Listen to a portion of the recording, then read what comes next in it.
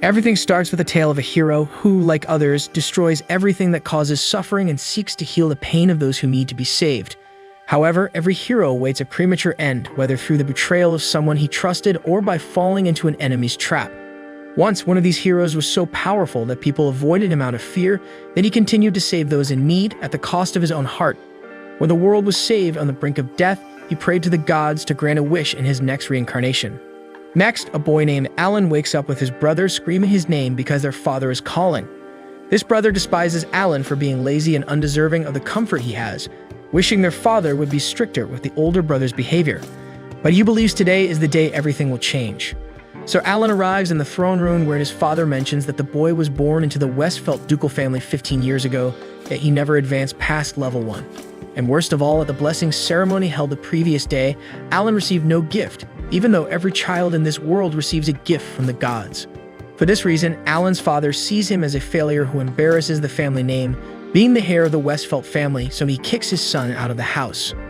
Outside the gates, Alan celebrates being free from such an unbearable duke after being reincarnated.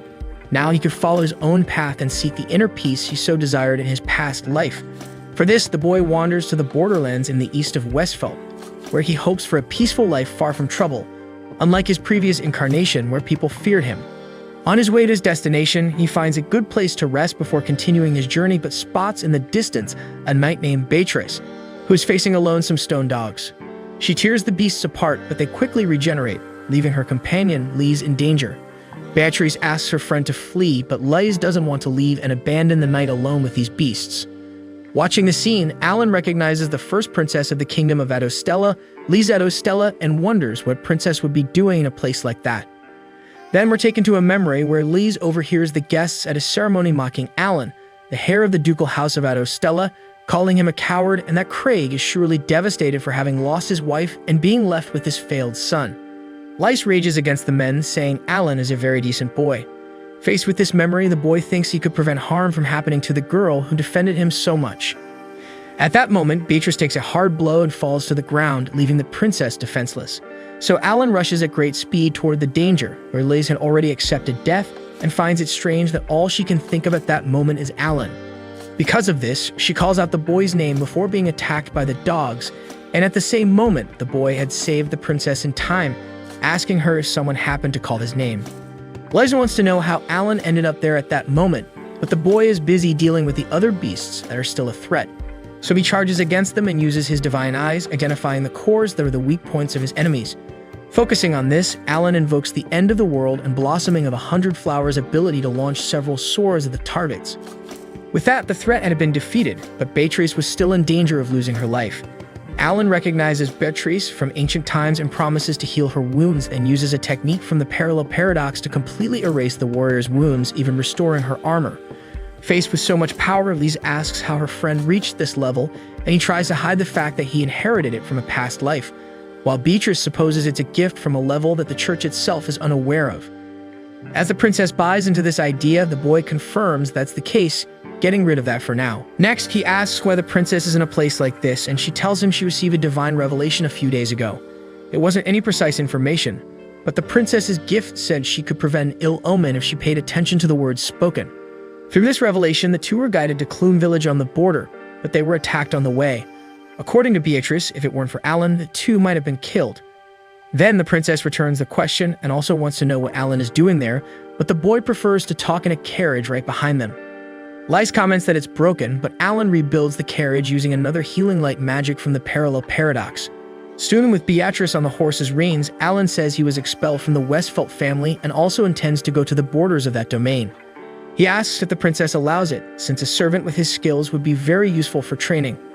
Beatrice comments that obviously he would need to be returned, considering the crown's interests, but Princess Lise decides to put her friend ahead of the kingdom, although it makes her unsuitable for royalty. As night falls, the three arrive at a village where everything is too empty and quiet, and Alan doesn't even feel the presence of monsters nearby. Beatrice points out that the team wasn't attacked after Alan joined, and the boy thinks it's because perhaps the monsters are afraid of something and are avoiding the village. However, a little further ahead, they find the villagers gathered in front of a structure from which a girl was expelled by a man. Lise recognizes this girl as the light sent to her as a sign, and her name is Akira. On the other hand, Akira has no idea who the girl speaking to her is, so the princess introduces herself, offended for not being recognized, since she showed the entire palace to the girl and even had lunch with her. Alan wants to know what this light talk is about, so Beatrice explains that it comes from a gift called Valiant, so rare that it's only given to one person in each generation, granting the power of 1,000 warriors to the bearer. In this current generation, the heroine who carries the strongest gift is Akira Kazuragi, and the revelation that Lies received was, become a guide to the light and eliminate the darkness. Soon, the group gathers to quell their hunger, and Akira reveals she was wandering aimlessly until she stumbled upon this village where a child told her she had nearly been sacrificed to the dragon residing in the mountains nearby. Thus, Akira sought details from the village chief, but he warned her not to interfere. Confronted with this, Alan speculates they allow the dragon to stay for protection, as in a small village like this, monster attacks are a matter of life or death, which would explain the abnormal absence of monsters in the region. Akira agrees with the boy's assumption and soon reveals she instructed the girl who was offered as a sacrifice to hide in a cave nearby until everything was resolved. However, now that she's had her fill and there's nothing interesting in this place, Akira decides to slay the dragon once and for all and calls on those who wish to accompany her. Alan considers the possibility that the villagers may not want to rid themselves of the dragon and that killing it could cause a conflict, but Akira promised to help the child, and that's what she's going to do. After the heroine departs, Lise and Beatrice decide to join her, and eventually Alan follows suit because he doesn't want to enjoy peace and tranquility on the frontier while his friends are in danger. Just in front of the mountain where the dragon resides, Akira gathers the group to devise a strategy. She will approach the peak via the main road, while the rest will circle around from behind to surround the creature. Alan questions whether it wouldn't be better for him to go in front instead of Akira, but the heroine refuses his request, sensing that the boy is the type to handle things on his own. Alan downplays it, saying he's being overestimated, but Akira insists that the boy is no ordinary person, leaving everyone looking at him with a question mark. Finally, Akira reveals that she intends to throw down with the boy, but only after defeating the dragon. Then she sets off ahead following her strategy and urges the rest of the people to hurry, or else she'll take down the beast alone. With everyone aware of their roles, the trio scales the mountain slopes, and Alan worries about the princess, but she assures him she knows a thing or two about self-defense. Meanwhile, Beatrice finds it curious that the Westfelds, who pride themselves on their military might, haven't discovered a dragon within their borders. In turn, Alan believes that his old family and this dragon have some kind of connection, and therefore there has been no conflict between them. He goes further, suggesting that perhaps the village of Clume was built precisely for the purpose of offering sacrifices. With this, Beatrice agrees that maintaining an agreement with the dragon would keep the border secure, but Alan believes that is only a consequence of this relationship and that the real purpose is much worse than that. At this moment, the dragon senses Akira's presence and attacks the heroine, who retaliates by invoking the Sovereign of Lightning. She believes this will do the trick, but the dragon emerges unscathed, mocking the human and questioning if this is some kind of joke. In response to the creature's arrogance, Akira decides not to go easy in this fight. But the dragon points out that innocent people may become victims of this crossfire, turning its head toward the small girl who was offered as a sacrifice. Akira asks how the dragon found this child, and it responds that it let her escape on purpose because its intention was never to devour humans but to enjoy seeing the despair on their faces because a dragon's life is too long not to kill time with such interesting activities. Therefore, it released the offering just to see what would happen next. Faced with this insolence, Akira fills with hatred and attacks the dragon with a final blow of celestial blue lightning destruction. Convinced she has defeated the enemy, she turns around only to see the monster unharmed and further mocking the heroine's weakness. Then it strikes the girl forcefully, claiming it's ridiculous for someone so useless to call themselves a hero. Immobilized, Akira realizes there is an abyss of power between them, while the dragon fills its mouth with fire. However, as it was about to unleash the final blow, Alan appears and tears off one of its wings. Alan stands in front of Akira to protect her and taunts the dragon, mentioning the arrogance it has shown so far, so the creature angrily advances towards the humans. Alan asks Elise to take care of the heroine and for Beatrice to take the child, then he invokes an ability called Yemen Assassin's Sword, causing enormous damage to the enemy. The creature wonders how it can be injured by a mere human with a blunt blade since it is the Red Dragon King, the living being closest to a god. Alan acknowledges that this monster is on a different level, but watching the battle between him and Akira, he believes he can win with his technique of the end of the world. However, the dragon plays dirty and uses the rest of the group as helpless shields. However, Lise motivates Alan to do what must be done, and in that moment, he remembers that he lost the ability to face people since he began to be called a failure. Still, he sees that Lise awakens a strange courage within him. So he charges at the dragon, who decides to end everyone at once, but the mysterious warrior uses the light, the supreme ability of the end of the world, and as the intense glow of the weapon pierces the creature's armor, the darkness of the sky dissipates along with the red dragon king, and its scales fall from the sky like a petal shower. Shortly after, Akira awakens and embraces the child she promised to save, while Alan reflects that saving a princess and helping a hero kill a dragon wasn't the kind of peaceful life he wanted. But when Lise extends her hand to the boy, he realizes that a small detour on the path isn't harmful. The next day, Alan wakes up startled and apologizes for having slept for too long, but Lise reassures the boy, after all, the battle against the Red Dragon King must have been very exhausting. So Alan asks where the others are, and the princess points to the middle of the field, where Akira and Beatrice are facing off in a training duel. Then Lise takes the opportunity to explain her ability to heal people that she demonstrated earlier. However, Alan mentions hearing stories about a miraculous saint who heals any illness or injury at the doorsteps of homes in need, expressing surprise that it's the princess. Nevertheless, to him, whether she's a princess or a miraculous saint, Lise remains just herself. With that said, an atmosphere of affection grows between the two, but Akira shouts for Alan to train with them, disrupting the intimate moment. Sometime later, the adventurers bid farewell to Akira and the little rescued girl. They invited the heroine to join their journey, but she doesn't get along well with carriages, preferring to walk instead. Lise asks if Akira is sure she wants to stay with the child, and she responds that the two have already bonded, and besides, her family no longer exists, so returning her to the same village isn't a good idea. The little girl rejoices at this opportunity to start a new life, while Akira apologizes to Alan for the broken sword, feeling that she should have been the one to kill that dragon instead of leaving everything to the boy. Therefore, Akira feels inadequate and intends to hand over the sacred sword to someone worthy of it, which in this case is Alan. Humbly, Alan responds that he was only able to win with Akira's help, and that to the little girl by her side, Akira is the only hero that matters around there. Thus, the two bid farewell and go their separate ways without the rest of the team.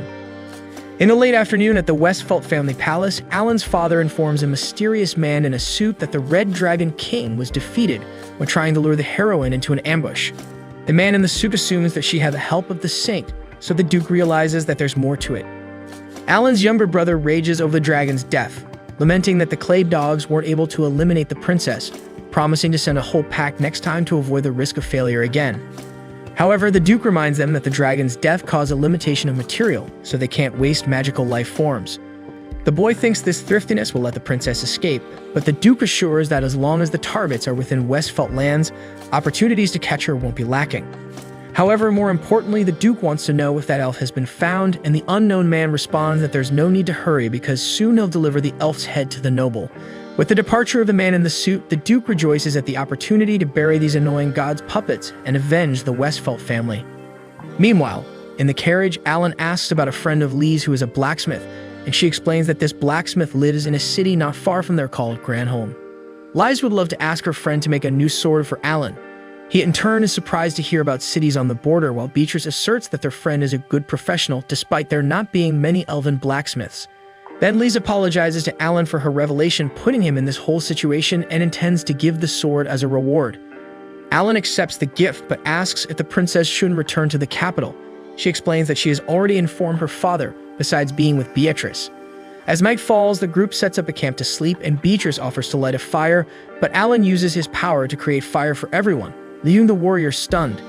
Lise is exhausted and ends up falling asleep on her friend's shoulder, and Beatrice teases, saying they're engaged, so there's no problem with that.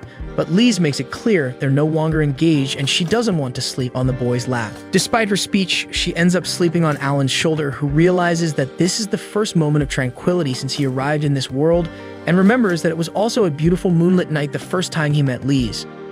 On that day, she found Alan on a balcony and introduced herself to him, starting a conversation about the beauty of the night. Furthermore, she reveals that she's counting on the boy from now on. After all, they're engaged, and Alan is confused by this news.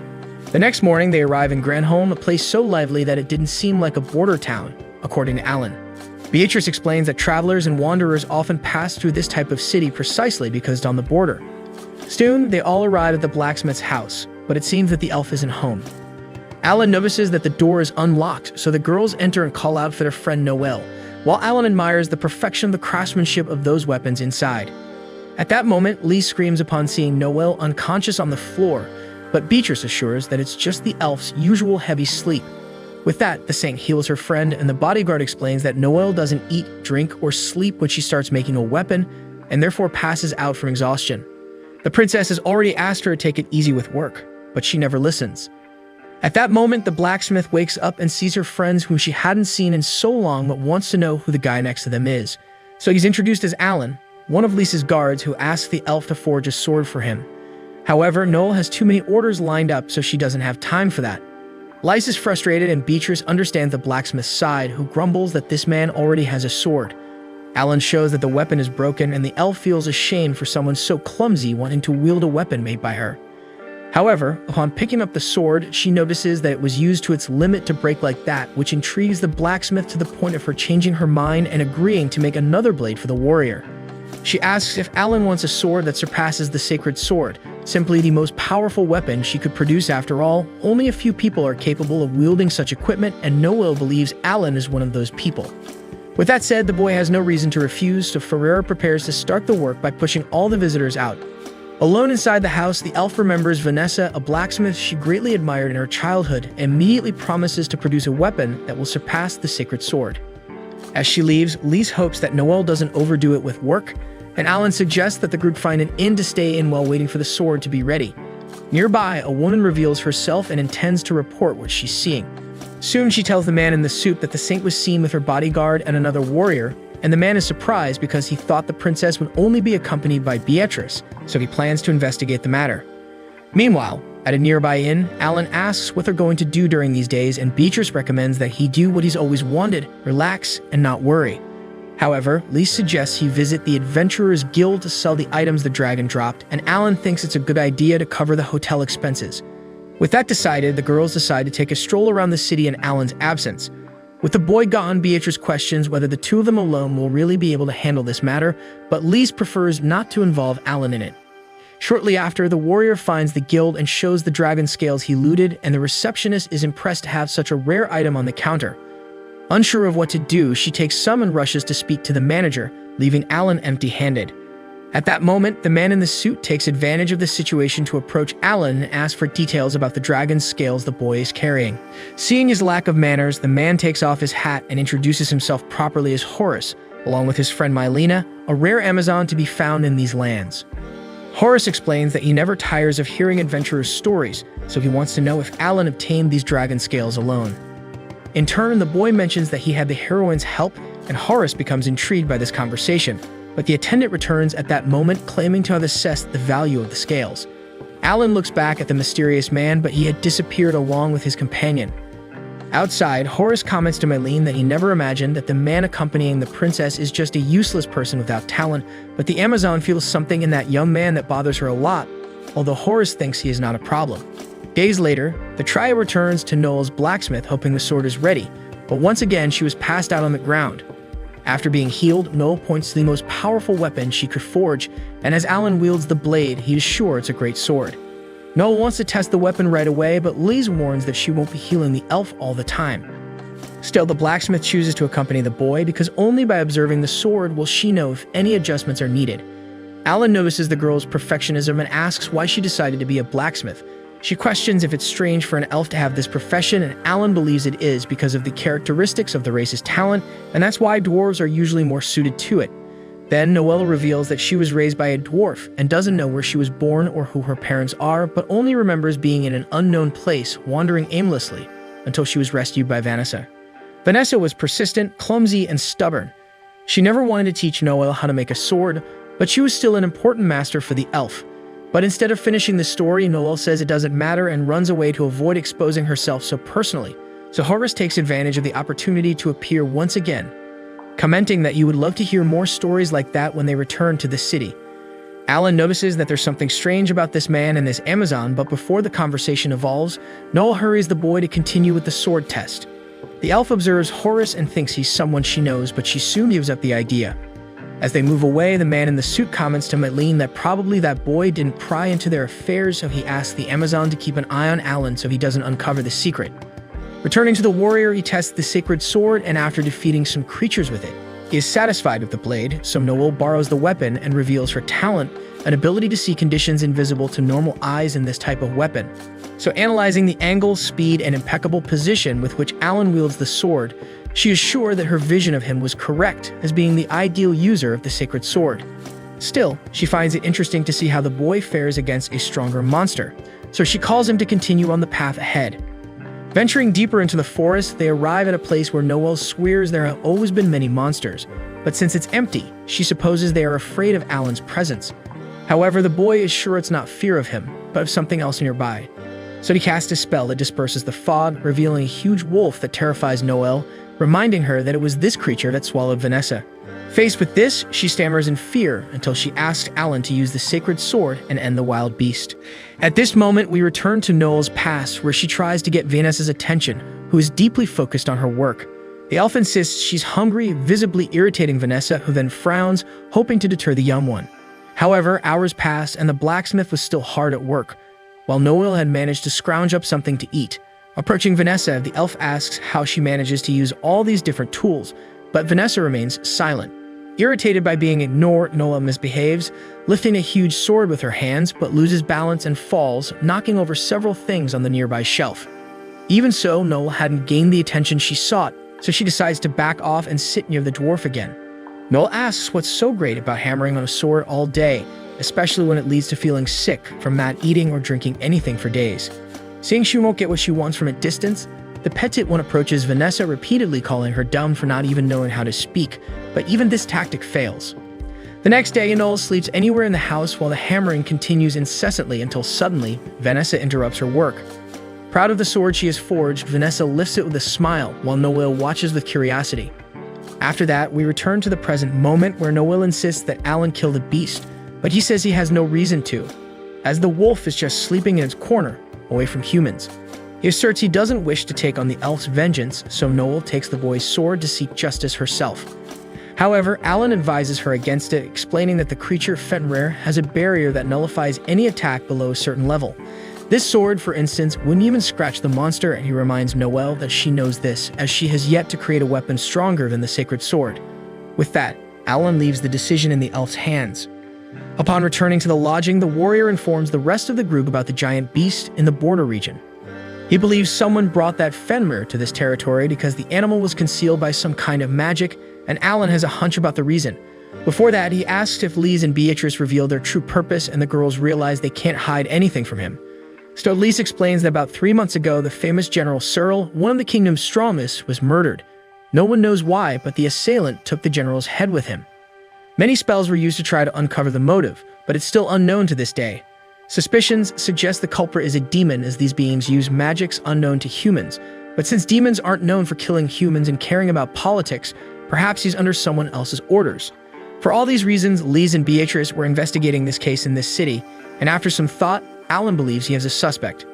Meanwhile, at the border, Mylene wonders who managed to undo the Fenrir's camouflage, as it's not something simple to do. Therefore, she believes she's dealing with a more dangerous enemy than Horace imagines. When she returns to her boss to report her mission, he informs her that he will soon make his move because his time in this city is up, so Mylene must bring the elves and the saints' heads. Seeing the girl seem frightened by the request, Horace questions how a feared Amazon can be so sensitive, and when the magical subordination collar appears on the girl, the man makes it clear he won't accept a no as an answer. Meanwhile, Noel is crafting new weapons and remembers when Alan said that depending on how his sword is refined, maybe one day it can even harm Fenrir. Noel asks the boy to tell her everything he knows about it, and agreeing, Alan asks the elf not to be reckless with what he's about to teach her. Persistent in her goal, Noel is sure that one day she will be able to surpass the sacred sword, but her exhaustion had reached the point of making her fall asleep again. Then a nightmare of the moment when the Fenrir attacked her home occurs, and Noel is trapped under the debris that fell from the ceiling. Vanessa tries to fight the Fenrir, while Horace admits she is a great blacksmith, but that's a problem for him because he doesn't want anyone to be able to produce weapons superior to the sacred swords. At that moment, Vanessa advances against the wolf, but a magical shield he possesses shatters her sword, leaving her at the mercy of the creature. After dealing with Vanessa, the Fenrir rushes toward the elf, but Akira appears and casts a lightning bolt at the monster. As the magic has no effect on him, the heroine advances and cuts him with her sword, forcing Horace to retreat along with the beast. With the enemies fleeing, Noel goes to her master's body to mourn her loss. Akira tries to convince her to tend to her wounds, but Noel questions why the heroine had a sword capable of injuring the wolf, but Vanessa didn't. Soon the young elf embraces the weapon her master took so long to make and cries copiously in front of her body. At dawn, Noel wakes up feeling strangely light and hearing a noise outside. She thinks it's Lise, but it's Alan, checking if the blacksmith really wasn't overdoing it with work as promised. Then, after a long day's work, the blacksmith finishes another sword and returns with it to the forest where the Fenrir was last seen, apologizing to Alan for using his sword. After a long walk, Noel confronts her arch-rival and raises the blade to pierce the beast, but she hears the sound of the sword and is struck by the elf first. After Noel struggles to her feet, Horace appears and is impressed that the girl wasn't incapacitated by a Fenrir's swipe. Finally, he reveals that he was looking for the elf Noel Leonhardt. The elf asks if the man will kill her, just like he did with Vanessa, and upon hearing that name, Horace scratches his chin and remembers that this elf indeed seemed familiar because she was the one with the dwarf blacksmith. Because of this, Horace believes that the master and apprentice being killed by Fenrir is a twist of fate, but Noel tries to prevent it from happening. Yet when she charges at the wolf, he leaps over her and hits her back with his hind paw. With that, Horace wishes to ask one last thing before the elf is devoured. He wants to know if she would serve him because such extraordinary talent as hers would be wasted in Fenrir's stomach. This talent is the Grom Vision, the eyes of the sovereign fairy. There are only 5 known innate gifts in this world, and this is one of them. Nonetheless, Horace promises to reward the blacksmith, just as he does to this day with his subordinate Amazon, because after Horace destroyed her homeland, he took the girl away to serve him. Facing this, Noel responds that she would rather die than serve this man, so he regrets the girl's wrong decision and orders the giant wolf to finish her off, but before the final blow, Alan appears and saves his friend's life. Seeing the young man's capability, Horace confesses that he underestimated his talents, but at the same time believes it was foolish of the young man to abandon his main post to get there because if anything happens to the princess, it will be difficult to reach her in time. By the way, Mylene was already inside Lise and Beatrice's room. However, as she approached Princess Lisa's bed, it was only a tied mattress. In fact, the two were already prepared for this encounter and were waiting hidden for the Amazon's arrival. Returning to Alan, he mocks the enemy's arrogance, for at no moment did he consider Mylene being discovered. Knowing how she operates, the boy placed a barrier that nullifies invisibility around Lise. Alan has been the target of such plans so many times in his past life that he's more than accustomed to them. Horace finds it amusing that the boy mentioned his supposed past life, and he knows that even with Mylene exposed, it doesn't mean Beatrice can defeat her. In the inn room, the two warriors clash for the princess's life, but when Beatrice was about to go all out against her opponent, Lise asks her to stop immediately. With this distraction, the Amazon takes advantage and hits her opponent with her elbow, rendering her unconscious. With this, the path was clear for Mylene to finish off the princess. But instead of completing the job, the Amazon hesitated until Beatrice managed to save her friend in time. Watching the fight from afar, Alan sees that the two won't need any help and informs Horace that his execution attempt failed. Still, Horace believes he is in control of the situation, since Fenrir cannot be harmed without a sacred sword. Therefore, he orders the wolf to destroy the insolent boy, and the beast's imposing presence makes Noelle recall old visions of her trauma and scream for Alan, but the warrior manages to open a hole in the monster's body without major problems, causing Horace to flee at that moment in the face of such a great force. Soon Alan was carrying Noelle back home, taking advantage of the fact that the elf passed out after he healed her. Besides, she had spent the night forging, so sleep was expected. At that moment, Lise comes running towards her friend to see how he is. Fortunately, everyone is fine, but Noelle isn't happy when she wakes up and sees that Alan was carrying her without her permission. The next day, they assess that Mylene has been released from Horace's subordination spell, so she should be able to speak freely. Beatrice thinks it's best to take her to an official trial in the capital, but Lise believes that this girl is not evil, so she wants to find a more peaceful way to resolve the situation. The bodyguard reminds that the Amazon tried to kill the princess, but she responds that it wasn't this girl's intention. Anyway, Lise believes that Mylene has someone from her people waiting for her, but the Amazon explains that her homeland was burned, and she has nothing left, nowhere to go. At that moment, Noelle remembers when she was rescued by Vanessa, and after asking her name, the dwarf blacksmith announces that she will take the elf to her house. Soon, in a moment of empathy, the elf blacksmith cuts the Amazon's bonds and frees her, besides inviting the girl to live in her house. Beatrice argues that this woman may attack Lise at any moment, but Noelle believes otherwise, and if that happens, Mylene will get a good scolding. With that, the Amazon is moved by the support she received from this strange person and starts crying. Beatrice thinks she was too harsh on the girl, but she's only crying tears of joy. Therefore, Alan realizes that today's problem is solved. Then in the middle of the night, he returns alone to the forest and casts a powerful spell. Meanwhile, Horace is far away from the protagonist, certain that he escaped death. Still, he wonders who that kid with such incredible ability is.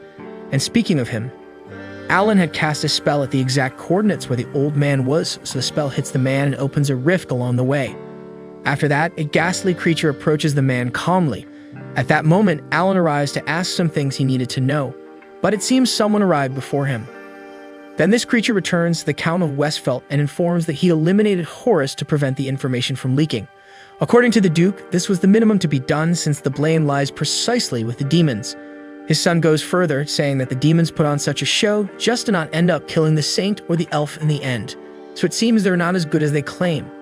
With that, the demon expresses his dissatisfaction, frightening the boy, and he soon states that he will deal with the princess and the elf.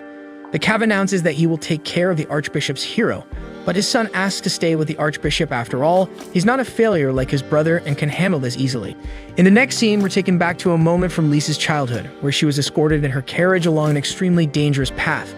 Suddenly, the carriage shakes violently, causing the girl's uncle to hold on to her to prevent her from getting hurt.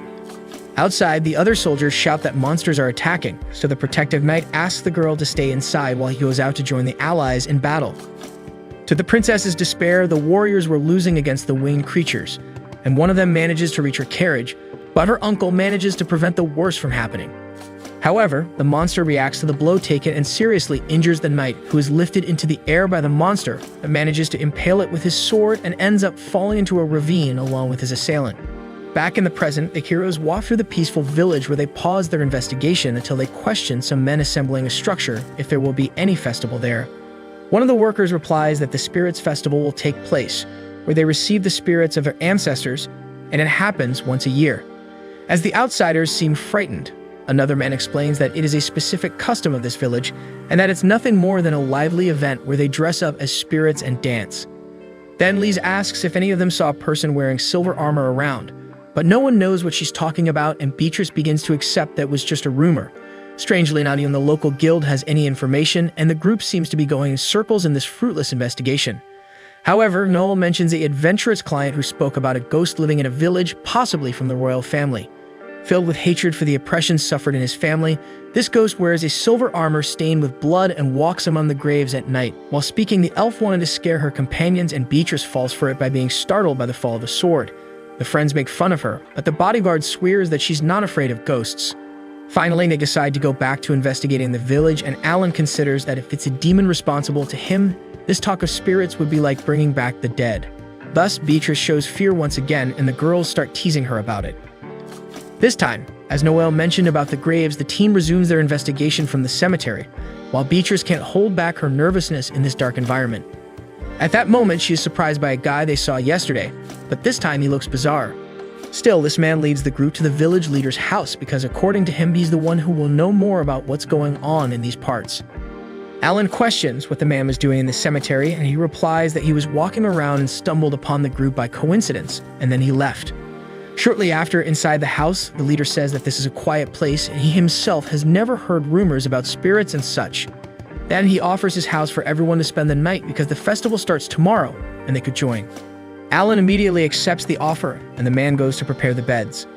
After lying down, Lise dreams of her uncle in the beautiful palace garden wearing his typical armor and cloak. However, the girl calls her uncle Dad, and he corrects her once again. Although she likes the idea of having two fathers, the knight had just come to give his niece a kiss because he'll be away for a long time on an expedition, but he promises to come back as soon as he can. Lise doubts he's telling the truth, so the man teaches the child that believing in people is what creates connections and makes us human. Upon waking from the dream, Lise hears something outside, so she goes to the window to see what it is and sees her uncle walking away from the house. Lise runs after her uncle into the middle of the cemetery until undead rise from the graves and surround the princess. However, it was all just another dream, and since the girl was screaming, Alan went to check on her. In a few seconds, Lise catches her breath and gives a strong hug to her friend, who welcomes the girl back. The next day, as the sun sets, the Spirits Festival finally begins, and Beatrice doesn't hide that she found this celebration somewhat bizarre because treating the dead like this in her nation is a big taboo. Alan suggests that the royal knight exercise her authority to end the party, but the fearful warrior argues that no one has been hurt yet. As time passes, everything seems to be normal, but Alan can't shake off the feeling that there's something wrong with this village. Suddenly, the Mackinac man returns and advises the foreigners to enjoy their stay and dance too, and Lise teases Alan to take Beatrice. Analyzing the situation with his special eye, Alan accepts the proposal and leaves with the bodyguard right behind. When she's alone, Lise sees a strange purple smoke hanging in the air and someone calling her name. When she realizes it, her uncle is in the middle of the crowd of residents celebrating, so she decides to go after him once again. When she finally reaches the man in the depths of a dark forest, Lise gets scolded by her uncle for being in such a dangerous place alone, but Lise argues that she's with her dad, and all this time she wondered where he was. After he fell, a huge search was conducted, but his body was never found, and that made the princess believe that the knight was still alive. So she asks what he's been doing all this time, and the uncle replies that he hated the royal family and went into hiding to seek revenge because his brother, Lisa's father, is trying to kill him. The princess doesn't understand why, so the knight explains that the king has always been in search of natural gifts, like the power to annihilate dragons, create unparalleled weapons, double the strength of soldiers, and bring glory to the nation, the ability to identify any gift, and lastly, Lisa's saintly power. Each of these powers is capable of destroying the kingdom, and the bearers of such abilities are called puppets of the gods. Lise comments on how absurd this is, and her uncle agrees but warns that the king thinks differently. In the king's mind, the bearers of natural gifts are rebels who have come to bring destruction in the name of the gods. That's why he decided to kill them all, and Lisa's uncle wants to save her. However, even though it's true, Liz would like to try to resolve the whole situation through conversation, because her uncle once said that the most important thing is always to trust people. Thus, the man agrees that he said that, but soon realizes that he has no other option but to kill Lise violently, so he draws his sword against her. But just when he was about to end his niece's life, Alan intervenes in time. The knight recognizes the boy as the failure who was engaged to Lise, but Alan didn't come for small talk. He wants Alfred back immediately, so he casts his magic spell to break the curse. After suffering the effect, Alfred thanks Alan for freeing him from the curse. Then he tells his niece that he's already dead, and that it wasn't his choice to attack her. Furthermore, in reality, the king doesn't have the thoughts he mentioned before. It's the work of demons. However, it's true that he hates the royal lineage. Being second in line for succession, many did everything to get his attention, and some even tried to destroy his relationship with his own brother. For these and other reasons, Alfred came to detest the snake's nest, that is royalty, and decided to abandon his position, starting a new life from scratch. In this new life, he had successes, like becoming vice captain of the First Order of Knights. But the truth is that in the end, the only peace he had was Lise. After telling the whole truth, Alfred announces that he's running out of time, so he asks Alan to take care of his beloved niece because despite being a good girl, she's sometimes reckless. Finally, he would like to challenge the boy to a duel because after all, Alan will be responsible for the man's greatest treasure, and he needs to know if the young man is worthy. So Alfred starts the fight not as a corpse, but as a man, a knight, and a father. From the start, the duel seemed balanced even though Alan wasn't holding back. Alfred reminds that today is the Spirits' Festival, where the living and the dead mingle, and this clash is the best example of that.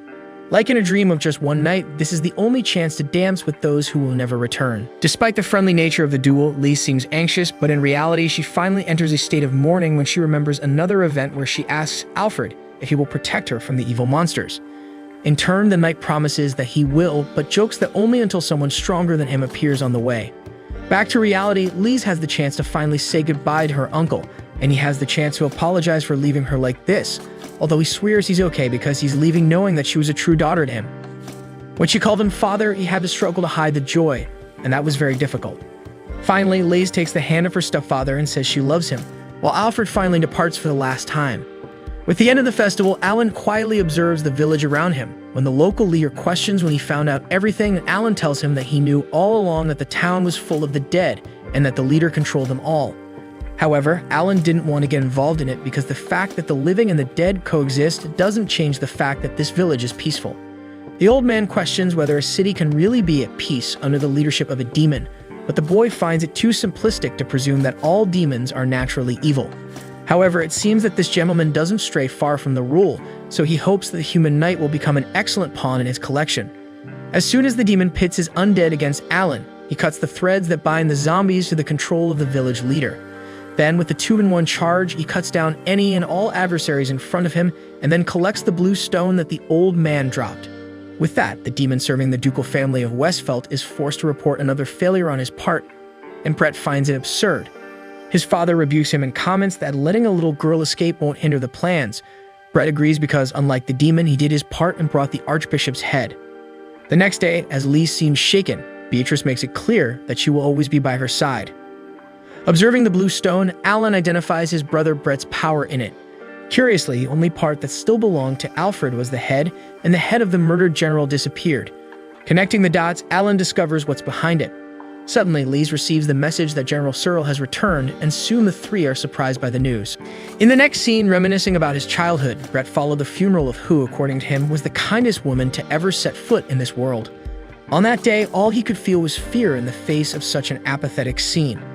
Ever since then, upon returning to normal life, which always has to go on, all his father felt for him was disdain and pity every day. In the corridors of the Westfeld Duchy mansion, Brett heard the maid's comments always praising his brother Alan while he felt sidelined. Unconsciously or not, the boy began to vent his hatred for the world on his brother, who never treated him with contempt, projecting his father's figure onto him, who saw Brett as a failure. Soon, Brett wakes up from this nightmare and goes to greet Craig, the Lord of Westfeld, who, despite acknowledging his youngest son's greeting, only has eyes for his revenge plan against this kingdom and the gods. Under the resentful gaze of Brett, who believes himself to be the only one worthy of wearing the crown. Meanwhile, through the streets and places around the kingdom of Adostella, the rumor of General Sella's return, who supposedly was dead, spreads through the mouths and ears of the population far and wide. According to Clark, vice captain of the 1st Squadron of Knights, rumors spread like any gossip should, but it seems like this one is spreading too fast. Faced with this, he would like to know from Captain Edward if he thinks it's really Searle who's back or just some kind of imposter.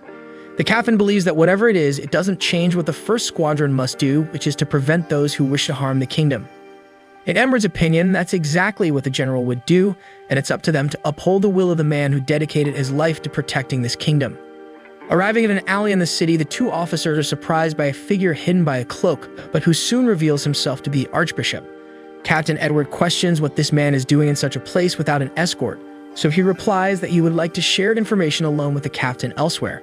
Clark warns the man not to go, but Edward needs to prioritize gathering information in this delicate moment, so he leaves his subordinate responsible for protecting the kingdom and goes away. After some time, the captain and the Archbishop arrive at the castle training grounds, but instead of saying what he promised, the old man disappears from sight, until suddenly Lord Westfeld appears, ready to strike the captain from behind. Edward blocks the attack in time and soon mentions the sudden bloodthirstiness of his old acquaintance, Craig Westfeld. Since Craig's wife's death, Edward has never seen the man again, and the captain knows well that Craig is the kind of friend who attacks others from behind, as everyone saw, so he demands to know his intentions. However, Craig just smiles and comments that the Archbishop is on his side, then attacks Edward once again, starting a new duel in the same place where the two crossed swords so many times, to the point of generating a certain nostalgia in the Duke of Westfeld. However, Craig no longer needs this world, and that means Edward is also no longer necessary. Meanwhile, Brett remembers again the same funeral that dictated his family's fate, and it was there when the innocent child asked his brother why his mommy was sleeping. Alan tells him that she died, and that happens to everyone someday.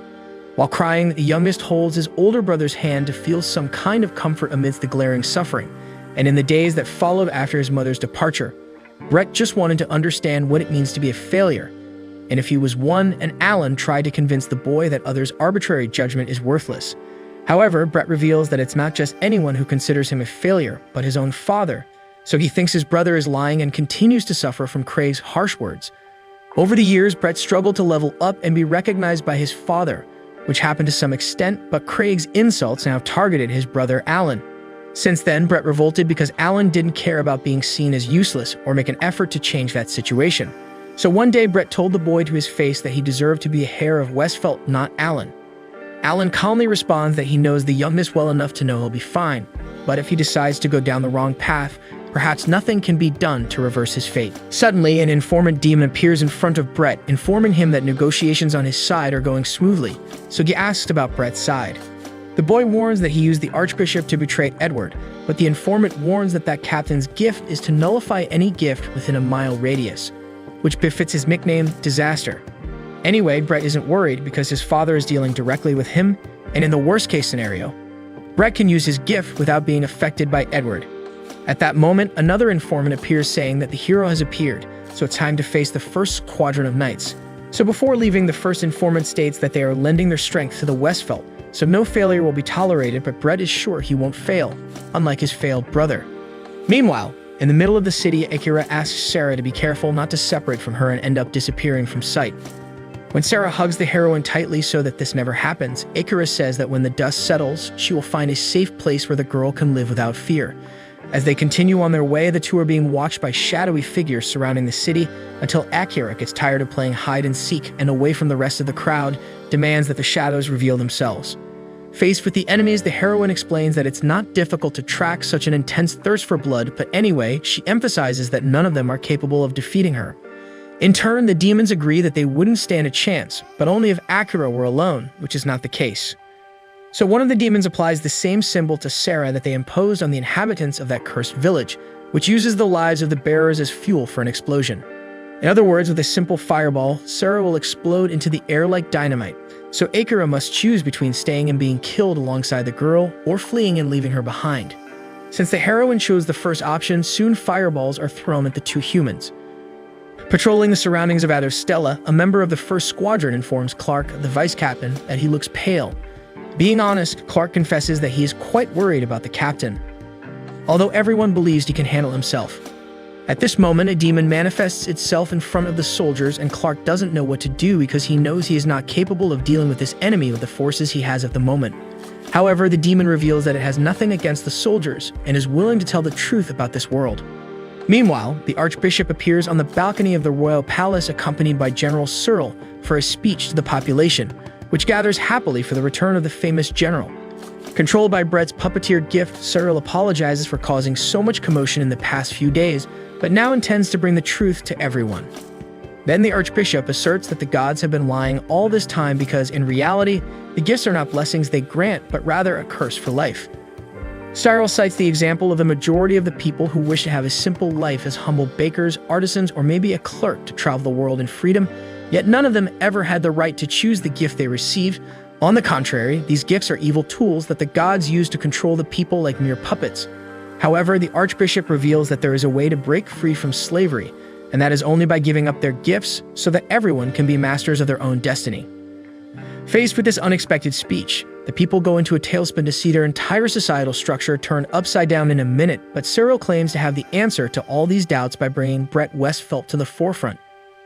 First, Brett points to a magical life form right behind the citizens, while Cyril emphasizes that this monster has the strength of 10,000 soldiers, as well as no weak points in its defense.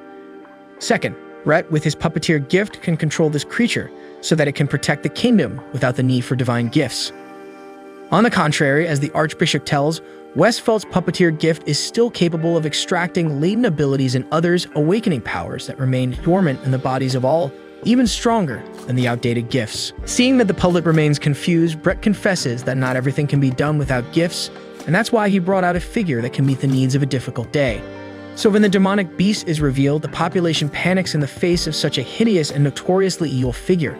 Still, Brett states that the kingdom has managed to establish a cooperative relationship with the demons, and it was through them that humans could discover the truth about the imprisonment of the gifts offered by the gods.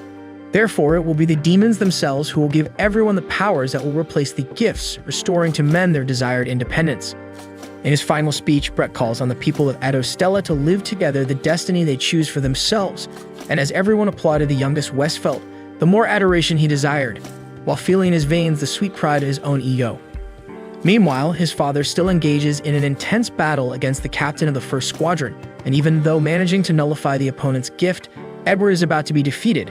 Faced with this, Craig reinforces his point of view, arguing that gifts were never the main strength of a man, but rather the level he reaches by elevating the status of his spirit, which elevates the individual and makes him truly close to the gods, so close that it makes a human capable of killing a god. As for the vice captain, upon hearing the supposed truth, he draws his sword along with the first squadron, fulfilling his role as the shield of the people. At this point, the demon disappears and knocks down the soldiers one by one. In a short time, Clark had been hit, and at this moment, the demon returns thinking the man would surrender. But Clark honors his title of knight by giving his life for the kingdom, while the demon laughs at the soldier's ignorance.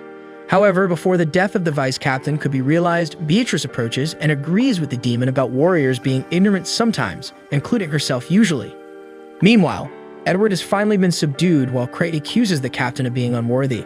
Suddenly, a demon appears in the room, but when questioned about its mission, this demon attacks Cray and reveals to be accurate in fact. Hours ago, when the fireballs were launched at her and Sarah, the magical seal that Alan had placed on the girl was activated, protecting her and the heroine with a protective shield. Back on the balcony of the hall, Brett announces the end of human slavery to make way for the era of the real power of men, but Alan is seen among the crowd, generating hatred from his brother. Alan examines Beatrice's demeanor in the kingdom's surroundings while she accuses the demons and the Duchy of Westfeld of executing the general and attempting to kidnap Princess Lise. On the other hand, the demon has no doubt that all these humans will soon be underground, so he decides to reveal the truth as a funeral gift. As he begins to speak, Mylene activates a listening device while remaining invisible, and the demon's speech is broadcast through speakers near the palace. The demon confesses that powerful gifts like those of the general and the princess are obstacles to his race, which values domination, so they want to convince humans to give up their gifts on their own. Desperate, Brett acts as if his brother were doing all this just to provoke him, then shouts for Alan to stop ruining his plan, causing the population to hear the word plan and become even more suspicious of the boy who presented himself as the savior of the nation. Furthermore, Princess Lise herself appears and reveals that the attempted execution against her did indeed occur at the hands of magical life forms like those Brett presented today as protectors of the kingdom. With no more chances to deceive the people, Brett laughs and asserts that Alan has meddled where he wasn't called, and then uses his puppeteer gift to control the guards, but Alan prevents the power at the right moment by cutting the strings emanating from the villain and knocking down the soldiers, the archbishop, and the general all at once. Faced with this, Brett has no choice but to appeal to the magical creatures he created, so chaos ensues in the capital square, causing people to run desperately for their lives. Seeing this catastrophe around him, Alan partially blames himself for not having been able to take care of his brother enough to prevent this tragedy. But at the same time, he remembers well that it was Brett himself who refused Alan's outstretched hand when there was time. This time, Brett tries to throw his magical strings to control his brother, but Alan pulls the strings onto himself and punches his brother, who came straight from the impulse to his fist, stunning him. Afterward, Lise welcomes a lost little girl in the midst of the incident, while Alan warns that he will deal with one more pending issue. Lise asks if it won't be too painful to deal with it, and this question triggers a memory in the boy when his father despised him for thinking his son was a failure, but this doesn't stop the boy from confirming that he will be fine. Meanwhile, Beatrice and Mylene bravely fight the demon while remaining invisible to try to equalize the battle. The demon recognizes the Amazon as the girl Horus created, but Beatrice corrects that now Mylene is a loyal ally of Ado Stella. Anyway, the demon reflects that if the other warrior standing there is as strong as the Amazon, it would be better to escape. Thus, the entity opens a portal to flee the scene, but Mylene throws a precise knife to interrupt the enemy, and soon Beatrice stakes her sword into the demon's chest and destroys him. After the conflict, Clark says he would like to ask many questions to the princess's bodyguard, and then bows to thank the old friend for her assistance. So Beatrice is pleased with the reunion, but asserts that there is no time for reminiscing now because the demons are attacking various points of the capital and causing terror to the entire helpless population. Faced with this, the first squadron of knights rises again to fulfill its role as the kingdom's shield and its people until a familiar blacksmith appears, bringing some weapons to reinforce the defense forces. Then Clark and his soldiers thank the effort of the elf Noelle, who brought everything she could to arm the resistance soldiers. Meanwhile, Akira is amazed at the supernatural movement of the opponent, who acts as if he knows what they will do next. Edward explains that Craig Westfeld uses his gift, Funeral Agent, to see the future and anticipate the attacks he will receive, and the man's bloodlust makes the captain of the first squadron shout that Mariel would never approve of this. This simple statement strikes a chord in the man who at that moment remembers predicting her death countless times with his gift and even saving her as many times as he could. In the end, she's still left in the same way without anything being done. For this reason, the Duke believes that his wife was merely a toy in the hands of the cursed gods, and soon she, with the title Holy Mother, was destined to be the mother of a hero. But instead, she conceived a failure who didn't even receive a gift. So the more his eyes bled, the more Craig cursed the god's fate that imposed death on his wife, and for that reason, he wants to devastate everything in front of him as a way to diminish the pain. On the other hand, Akira thinks the man is acting like a child and mocks the fact that he can't accept that he lost someone dear, and as he accepts that he is indeed paying too much attention to unnecessary details, Craig trades the light of his life force for the pure manifestation of diabolic power. Akira tries to act before it's too late, but Craig casts a spell before the heroine could react. She then invokes the blue lightning technique to combat the enemy's spell. However, the man-demon's ability was so great that Akira ends up losing the contest and is thrown forcefully against the wall.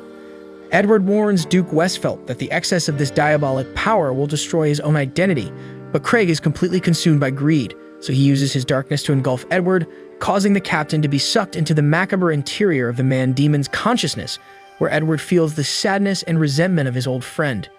Because of this, he cries and asks for forgiveness from Craig for something, which for a second makes him stop the spell, and it seemed that Craig had returned to his original form, but then he plunges his sword into Edward's belly and brings him down forever.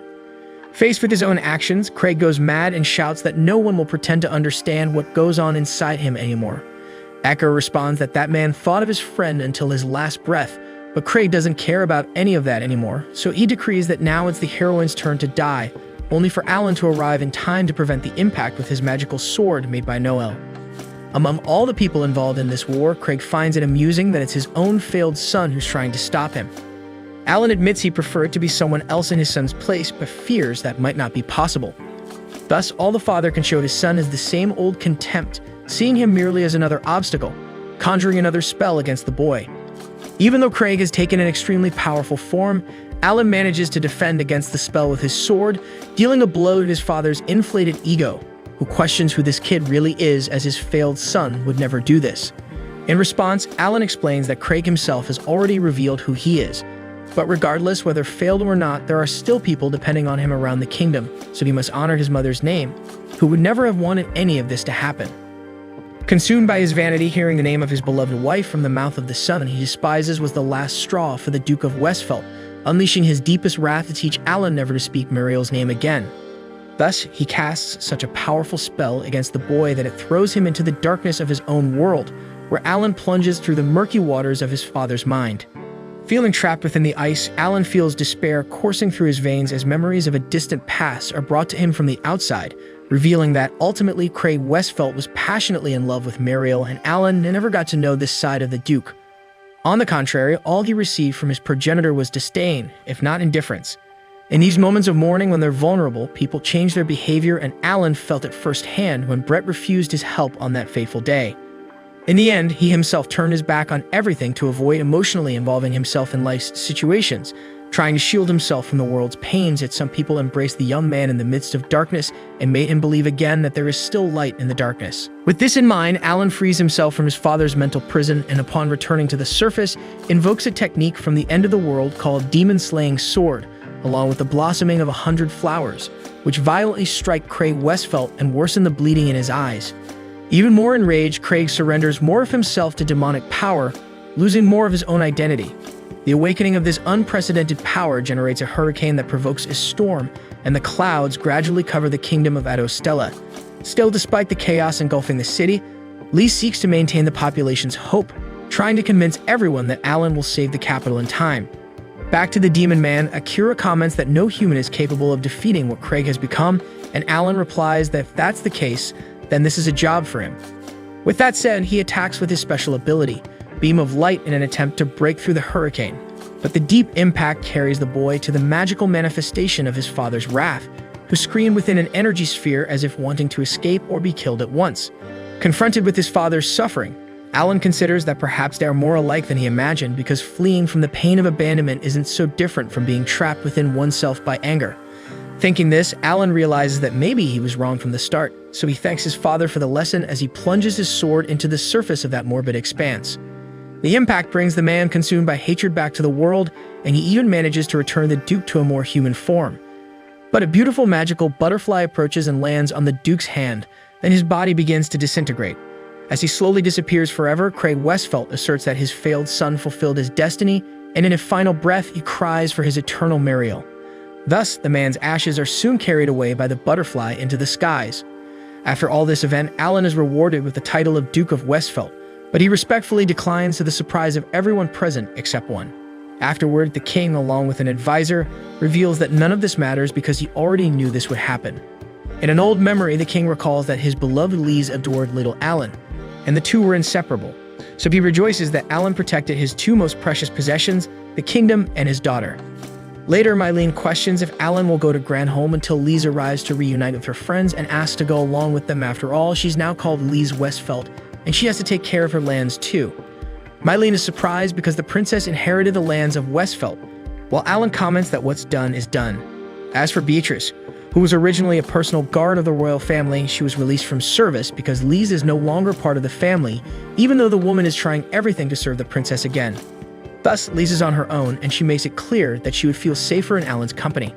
The boy realizes that there are people in this world who still need him even if he is a failure, so the princess pulls him into the carriage from where they will depart for the rest of their young lives wherever the wind takes them.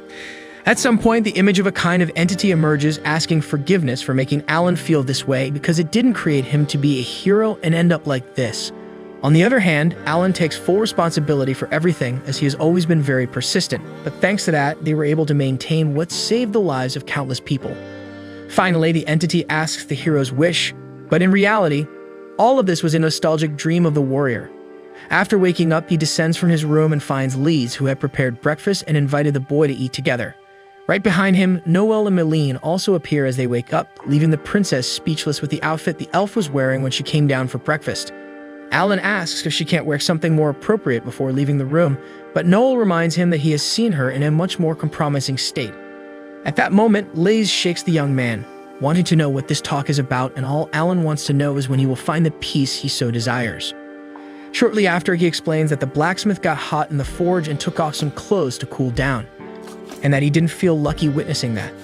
Noel feels sad because she doesn't get like that in front of just anyone, so the boy retracts and says he feels honored to have been part of that unique moment. Moreover, the elf asks the human to eat quickly to test her sword, but Lise reminds the boy that he had said he would help her with the paperwork of the ducal house, while Meline reminds him that he promised to take a nap with her.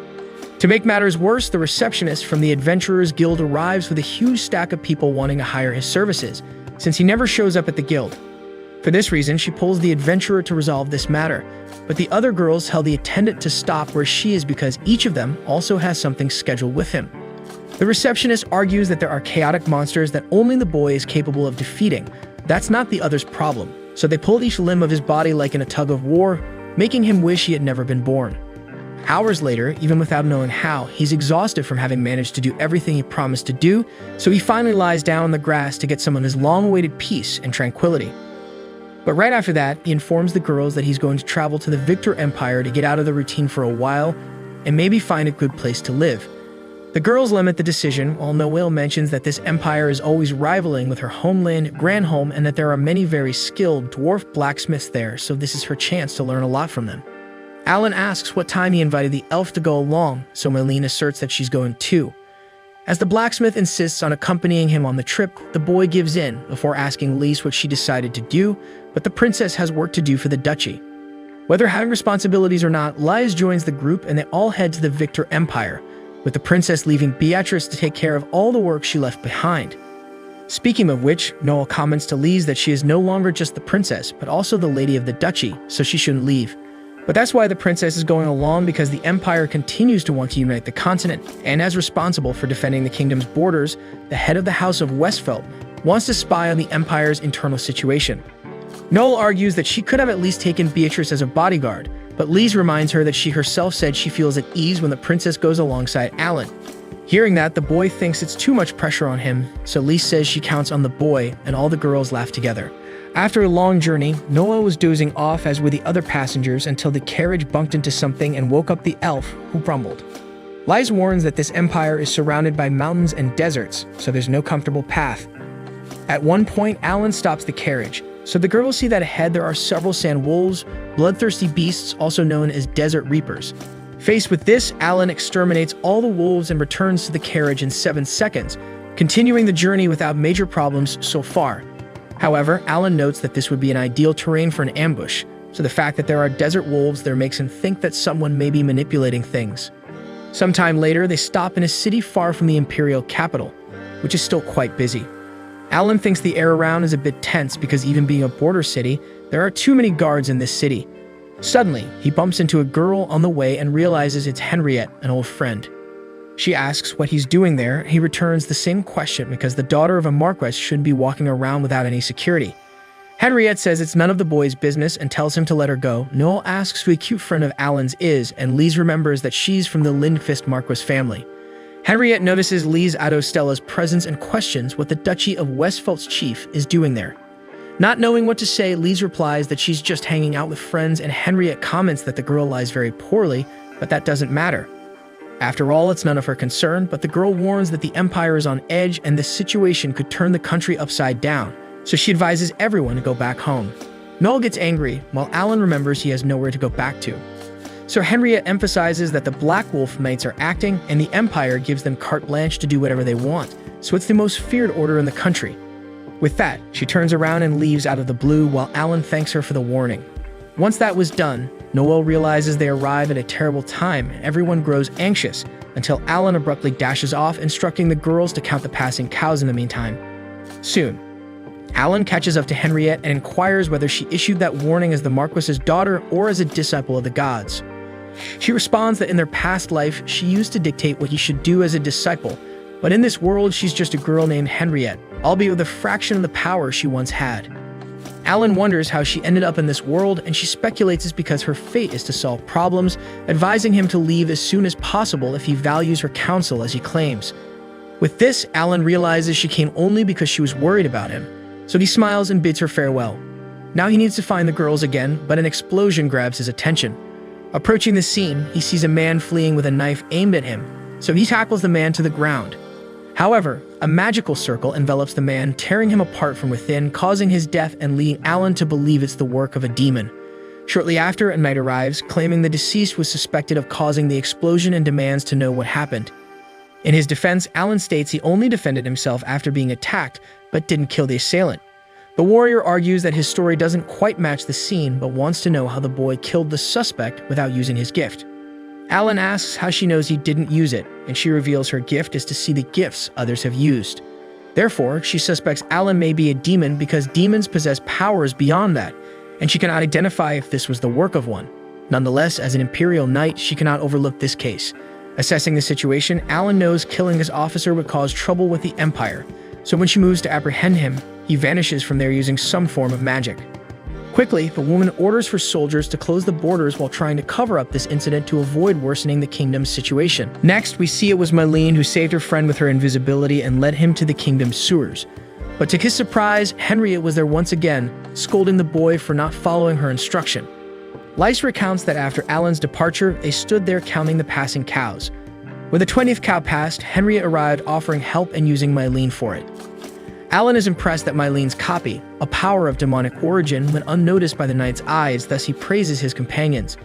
Then he emphasizes the need to get out of there as soon as possible, but Henriette explains that the borders are likely already closed by now and Mylene probably wouldn't be able to carry everyone out, especially since the guards understood how Alan escaped.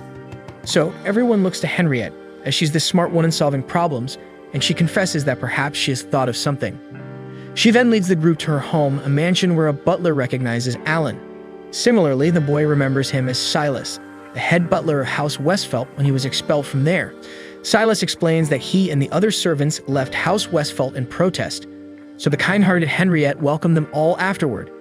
At this point, the Marquis's daughter arrives to end the conversation and instructs the butler to show the house to these people promptly. Unaccustomed to such comfort, Noel and Mylene jump on the couch like children. Lyce scolds them, but Henriette tells them to make themselves at home because she lives in this mansion alone, so there's no problem in disturbing. Apparently, there was an accident that caused her parents to leave, and as the only child, she was left alone in the mansion. Then Alan questions what's happening in this country after all, and Henriette reveals that the Emperor was executed over a year ago. Noel questions whether it's safe to spread such vital information of the Empire to outsiders, but somehow Henriette knows that no one there will spread this secret, making Lyce wonder why she's so confident about it. Nevertheless, the Marquis's daughter suggests that everyone stay there until the dust settles. As night falls, Alan watches the backyard from the balcony until Henriette enters without permission. According to her, the Emperor always moved under heavy guard, so she believes his death is due to some demonic force, because only such beings would be capable of committing this crime without leaving traces, besides Alan. Alan adds Henriette to this list, but she argues that killing the Emperor would bring her no advantage. That said, Alan takes the opportunity to ask since when the girl has been observing him, because hiring Silas along with the others couldn't be just coincidences, not to mention bumping into him as soon as he entered the Empire. Offended, Henriette insists that they are indeed just coincidences, and promptly leaves Alan's room. Outside, she's happy to see that now he can smile. As she recalls, Alan was worthy of the power and mission of a hero, with his strong and unwavering spirit. However, the fear and prejudice people felt against him hurt the hero and broke his heart. So it's true. Henriette worried about Alan, and that's why she reincarnated in this world, hoping he would at least be happy in his next life because she never wanted to see him feel what he felt that day again. Therefore, she's glad to see that someone was able to make him smile, even though it bothers her that this person isn't her. The next day, Noelle is filled with boredom, eager to see the region's blacksmiths and their outstanding forges, but Henriette tells the elf to forget about it because the city is surrounded by guards everywhere. So the blacksmith starts forging an imaginary sword due to withdrawal. Meanwhile, Alan wonders if the Black Wolf Knights are not just after him, and if so, maybe it's a good idea to keep Noelle safe at home. However, the elf wants to see the region's dwarf blacksmiths and jumps for joy when Henriette allows it to happen.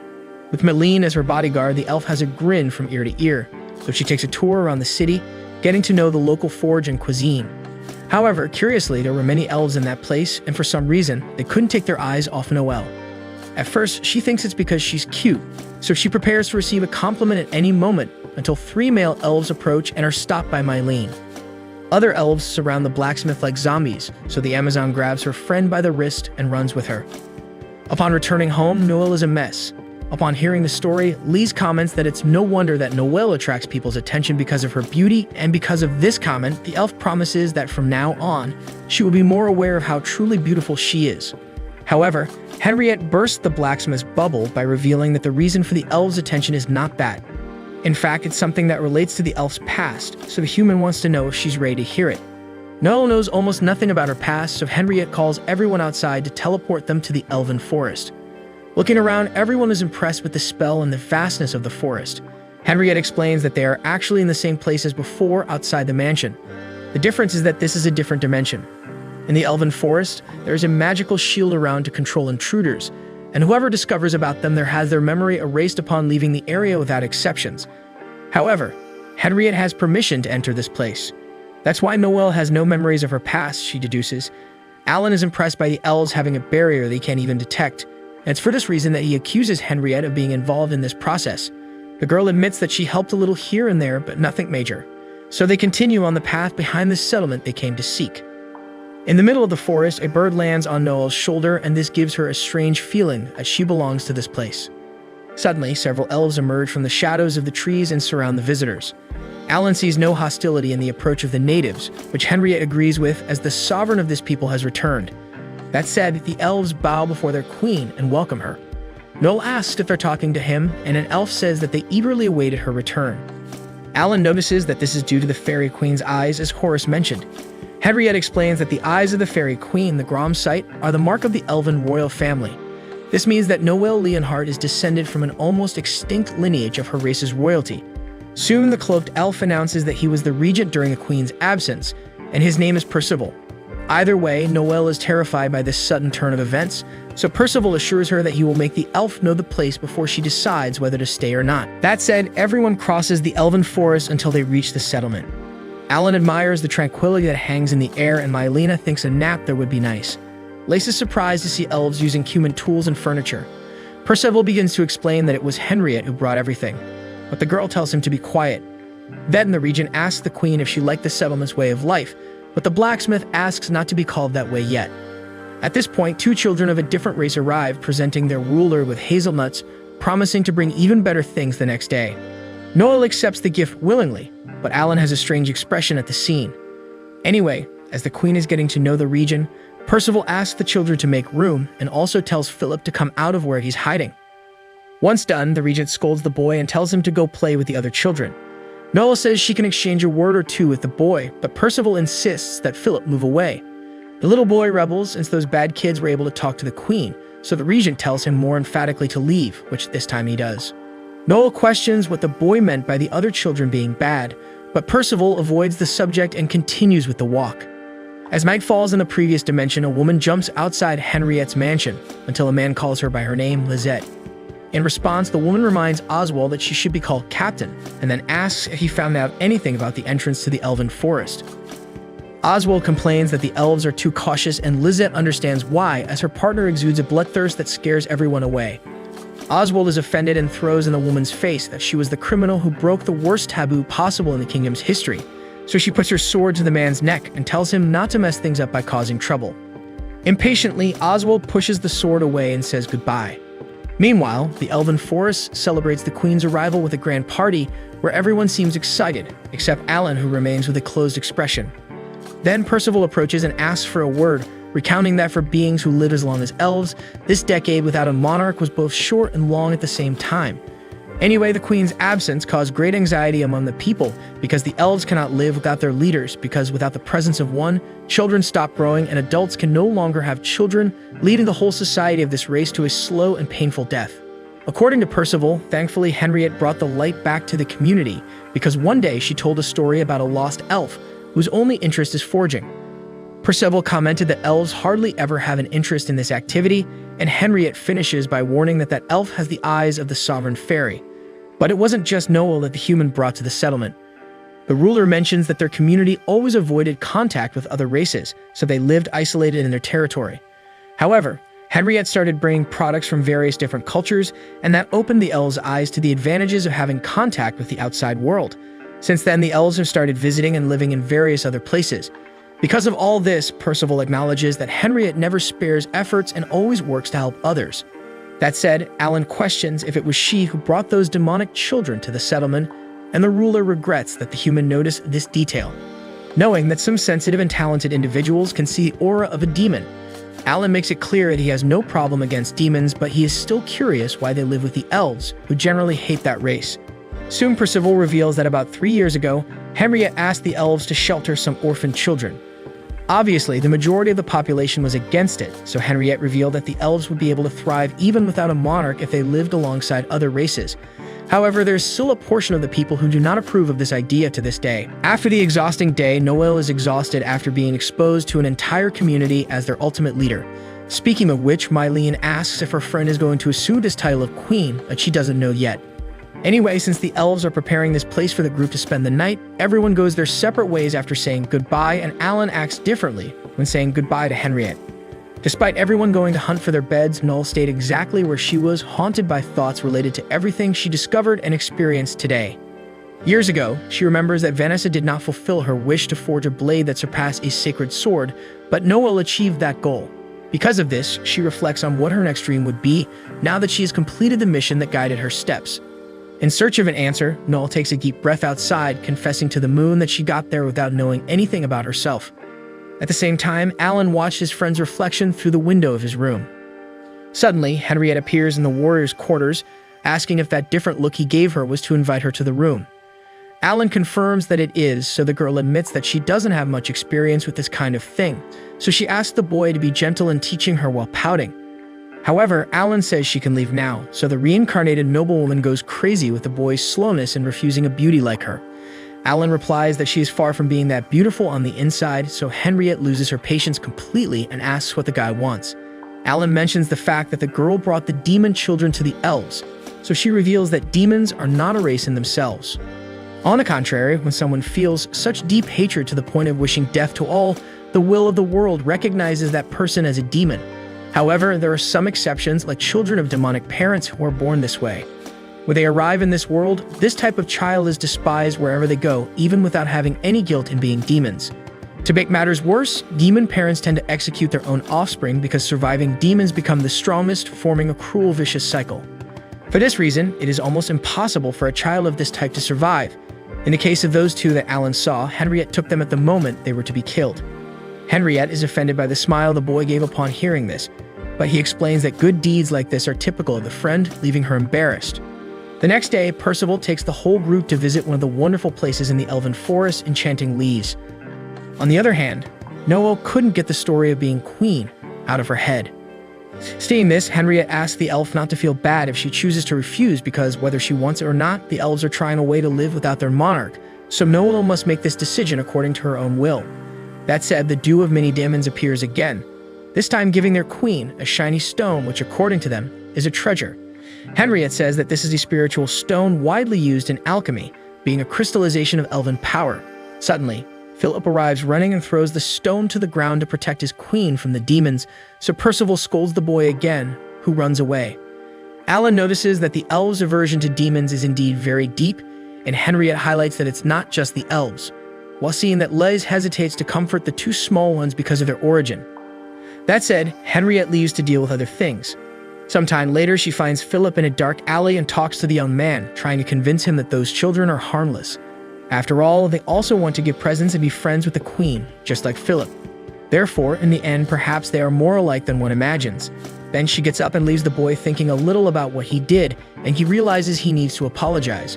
However, Oswald captures the child and forces him to show the way to the elven forest. Meanwhile, the group of visitors enjoys the beautiful feast being served at the table for them. Everyone gets excited about the food except Noel, who still seems very disturbed. Henriette shows concern about this, and Alan understands the reason. After all, it's not every day that you're called to become the sovereign of an elven civilization as the only means of its reproduction. In the meantime, Noel reflects that all this greenery on her plate, what she really wanted was a rare beefsteak. The next day, everyone bids farewell to Henriette, who leaves Percival in charge of guiding the people. Alan asks about the reason for her departure, and the elven regent informs that the young Philip left the forest and never returned.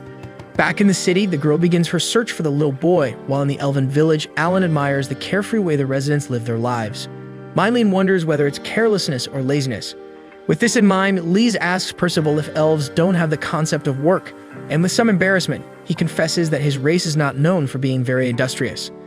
At the same time, in his defense, he points out that elves don't need to work like many others, as they grow at a much slower pace and have a much longer lifespan, which gives them a very different perception of time from many other species so accustomed, and that includes the notion of working like crazy. Speaking of which, Alan asks if Noel is crazy for being an elf and working like crazy, while Mylene wants to know who cooks the food. Percival responds that food is not a problem. Then he extends his hand, and an apple falls into it instantly. According to him, this happens because the forest shares all its generosity with them, considering that they are part of the forest, just as the forest is part of them. Analyzing both the forest and the species living there with his magic, Alan notices that they really are one and the same, and Percival explains that they are born, grow, and die there. They care for their wounded, feed themselves, and build their roofs with what nature produces. Therefore, the cycle of life and reproduction is due to the unity and respect with the forest.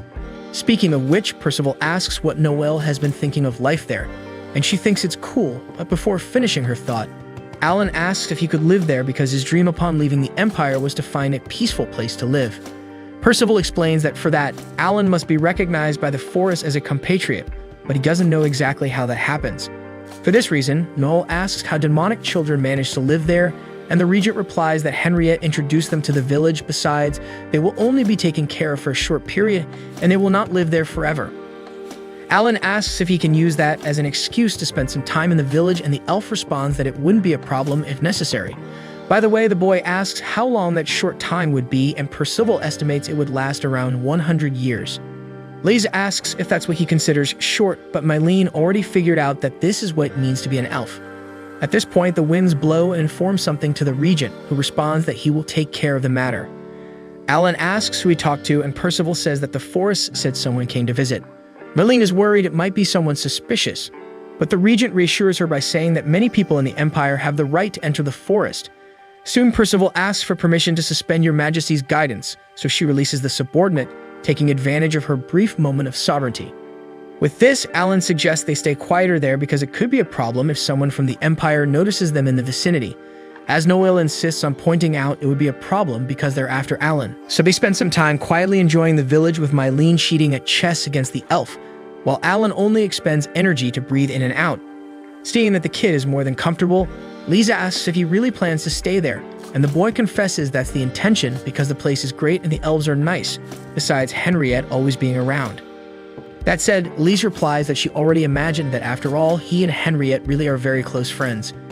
Alan tries to explain that there's nothing going on between them, although they're not just friends. Lise gets angry and asks what the girl is then, but even Alan can't explain properly, so he says it's as if they were destined to be close. This time, Lise freaks out and asks what's with the talk of destiny, and Soldier Alan finds himself at a loss for this ambush, while the other girls tease the princess's jealousy. Lise pretends it's none of her business, but Noel asks her to chill because she'll keep an eye on the boy for her. So Lise asks if the elf also intends to stay there, and she replies yes, to be able to calmly consider whether she will govern the village or not.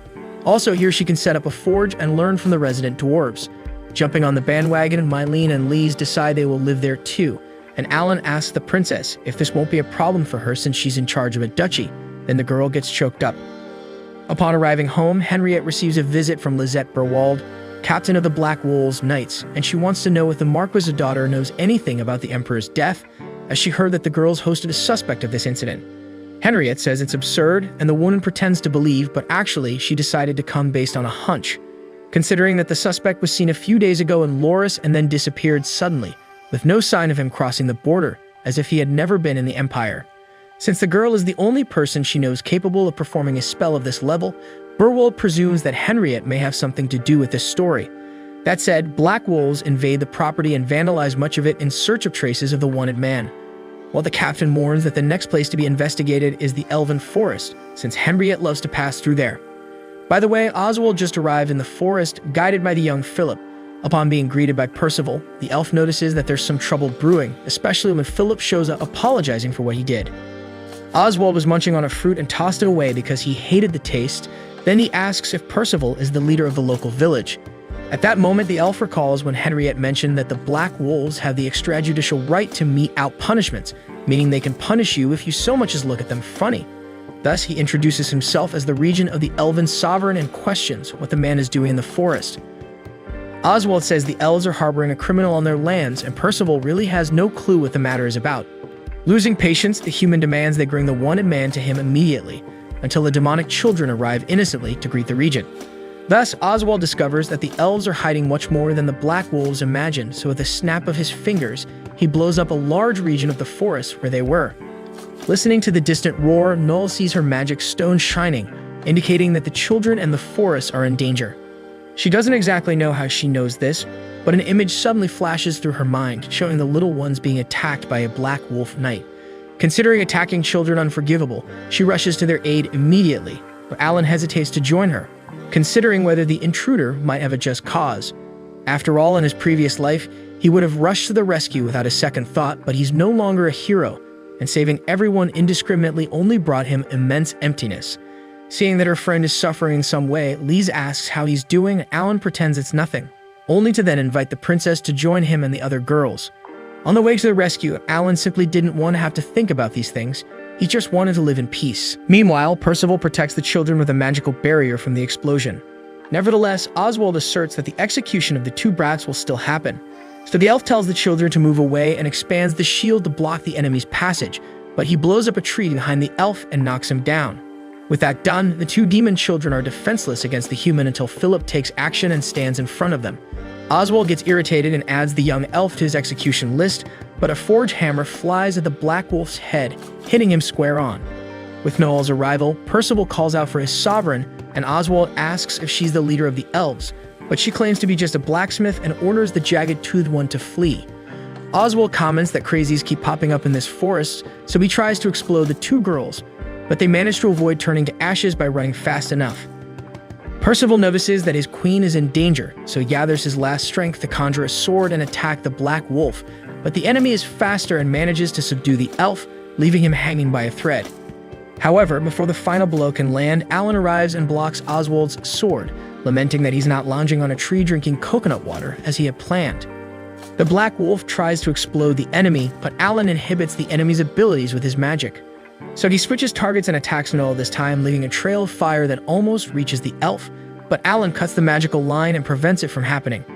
This connection that Alan severed wasn't meant to be seen, but the human has the ability to identify such artifice and could save the elven hair. Oswald gets furious at being powerless against a kid, so he tries once more to hit him with his explosion, but his strategy is tired and ineffective. Left with only his sword as a solution, he advances on the opponent, but Alan shows that his superiority is too great to allow himself to be threatened. The boy questions why the man tried to kill those children, and the opponent replies that he doesn't need a reason to execute a demon. Enraged by this declaration, Alan unleashes a powerful blow with his sword that knocks the enemy to the ground, ending the duel. After the victory, Lise heals Philip and confides in Alan that she would really hate to see these children suffer, being so innocent they don't even know right from wrong yet. And that goes for the little demons too. Besides that, they need to decide what to do with the intruder, considering that defeating a Black Wolf will stir up trouble with the Empire, and Henriette will certainly be angry about it. Speaking of the girl, she suddenly arrives wanting to know if Alan has messed up again. But soon she calms down, saying she'll handle everything with her unmatched talent, and she announces that the roads have been cleared, allowing visitors to return home. Everyone bids farewell to the elven village, and Percival makes one last call for Noel to live with them, but she thinks she's still too young to become queen, as she knows little about everything that surrounds this world she inherited, like demons, the forest, or the elves themselves. However, if she continues traveling with her friends, she's sure it will bring the wisdom she needs to become a true monarch every day. Either way, the regent eagerly awaits the heir's return. So finally, everyone bids a definitive farewell and Alan's group continues on their journey. As soon as they load the carriage with enough supplies for the journey, Noel grumbles that she wished she had more time to take a stroll and see more of the forges. So she promises to come back to this town and spend a whole month observing the artisan dwarves and their extraordinary skills. Meanwhile, Liz was thinking they didn't bid Henriette farewell properly, considering all she had done for them and the lack of a proper goodbye. Alan is certain she doesn't mind it being that way, given her difficulty in accepting gratitude. Besides, they can always come back another day and have more time to do things leisurely. With that said, the group prepares to depart until a red-haired boy rushes in begging the adventurers to save his older sister. Alan laments that they're leaving precisely to avoid more trouble like this, but Noel asks him to at least hear the guy out. So the boy introduces himself as Curtis Lindqvist, Henriette's younger brother, and he needs help with an urgent matter related to her. Gathering in a tavern, the group learns that Henriette has been captured by the Black Wolf Knights, accused of executing the Emperor, and is being taken to the imperial capital for sentencing. Moreover, an organization like the Black Wolves would never accept her being proven innocent, as it would surely nullify the evidence as they always do. Especially considering that Henriette is not well regarded by some factions of the royalty and nobility due to her brilliance, which has always sparked resentment and envy from her adversaries. Seeking help from family would be valid, but Curtis points out that he and his sister are isolated even among the Lindqvist. Interestingly, Lise recalls when Henriette said she was an only child and her parents had left, leaving her to live alone. Shortly after this explanation, young Curtis understands if the group needs time to consider such a complicated request, but he pleads for them to consider it, as his sister means a lot to him. Back in their carriage, Alan reflects on what to do in light of the situation, until the girls arrive to discuss Curtis after hearing everything. Alan regrets that this matter has arisen just as they're leaving, and in a way, it all seems suspicious. For starters, Henriette doesn't have a younger brother, and Noel reminds that guy never saw any of them, so he couldn't know they were friends with his supposed sister. Alan agrees, but still it seems that Henriette was indeed taken by the Black Wolves. Through his divine eyes, he managed to see her being taken to the royal capital under heavy guard. In moments like this, the adventurer understands that the best course of action is to investigate the situation closely, so he proposes to look into this case, even if it might be a trap. Meanwhile, on the way to the capital, the Marquis's daughter already expected the journey not to be comfortable, and honestly, she thinks her captors have gone too far. Captain Lisette Burwald tells the girl not to take it personally, as this treatment is part of the protocol. However, the officer knows that Henriette has an enigmatic and unpredictable side, and she cannot afford to falter and allow a prisoner of this caliber to escape, or else her head would surely roll. Fed up, the young woman understands and then asks the captain if she kept her promise. Burwald confirms she did, and now that the Emperor's executioner has been caught, whoever else is in Henriette's group or what they do in the Empire no longer matters to her. Moreover, they're probably leaving Loris and heading to the border by now. Regardless, Henriette promises that if anything bad happens to them, she will kill Burwald. Meanwhile, Alan arrives with his partners to meet Curtis, who introduces the knight by his side as his coachman, a trusted man. The girls don't like what they see and already warn Alan that something smells fishy. Curtis announces that they will travel to the capital in his carriage, so they set off on the journey. Along the way, the atmosphere seems tense as the group ponders what kind of trap this could be. Curtis notices the girls' unease and asks if something's wrong, but they obviously dodge the subject. Alan is more direct and questions whether the guy is indeed Henriette's brother, as well as wanting to know how he found out that the group was friends with his supposed sister. Noel finds this somewhat rude, but when she sees Alan persisting with the questions, she quickly supports her friend in the interrogation. Understanding the confusion of the group, Curtis confesses that he comes from a lesser branch of the Lindqvist family and Henriette is actually his cousin, although he always admired her like a sister. Unlike her, Curtis never had any special talent, so he was often ridiculed and treated as a failure. The only one who tried to understand the boy was his cousin, Henriette. She had a more straightforward speech about telling the boy to pick himself up and dust himself off, although she also saw him as a pathetic loser. However, she still had the ability to listen to the boy and stand by him when no one else did. Unfortunately, Curtis' parents didn't like his new friend and tried to separate the two. From that moment on, he could only watch the girl from afar, and as for how he knew the group was friends with her, Curtis coincidentally saw them together one day. Just like when Henriette was taken by the Black Wolves, he could only watch, so he feels like a coward since he couldn't do anything as always. Lise disagrees with the guy's opinion because he had the courage to tell them the truth and sought help to save his cousin. Noel apologizes for having doubted the young man, but he understands he should have clarified things earlier. By the way, he wants to know about the relationship between Alan and Henriette since they get along so well. Envious, Lise and Noel glare angrily and agree with the thought, as the two seem like they've known each other for decades. They're so in sync. More innocent, Mylene thinks they're married, causing Lise to freak out and leaving Alan once again in an awkward situation. Watching the consequence of her comment, Curtis finds it amusing not knowing that his adoptive sister had such committed friends. When night falls, Captain Burwell's train sets up a camp to continue the journey tomorrow, and Henriette wonders if her captor won't take a nap. Burwell ironically thanks her for the concern, but emphasizes that her orders are not to take her eyes off the prisoner for even a second. Changing the subject, Henriette asks what happened to the Black Wolf that caused turmoil in the Elfwood, and she tells her that Oswald was forgiven by the organization, considering that the main objective was achieved, which was to capture the Emperor's executor. The girl mocks the parallel justice that absolves any atrocity a Black Wolf commits wherever they may be, especially just to arrest an innocent who needs to be framed as a criminal. But deep down, she's relieved to know that Alan is okay because she would hate to see him getting hurt because of her after all this time apart. At dawn, a crowd gathers in front of the gate of a city where the group stop to refuel, and this entrance is supervised by some soldiers who prevent some from entering. Nola questions the reason for all this concern, and Alan hopes it's not the case, but believes it has to do with what they did recently. Either way, he plans to go to the local adventurers guild and ask what's going on.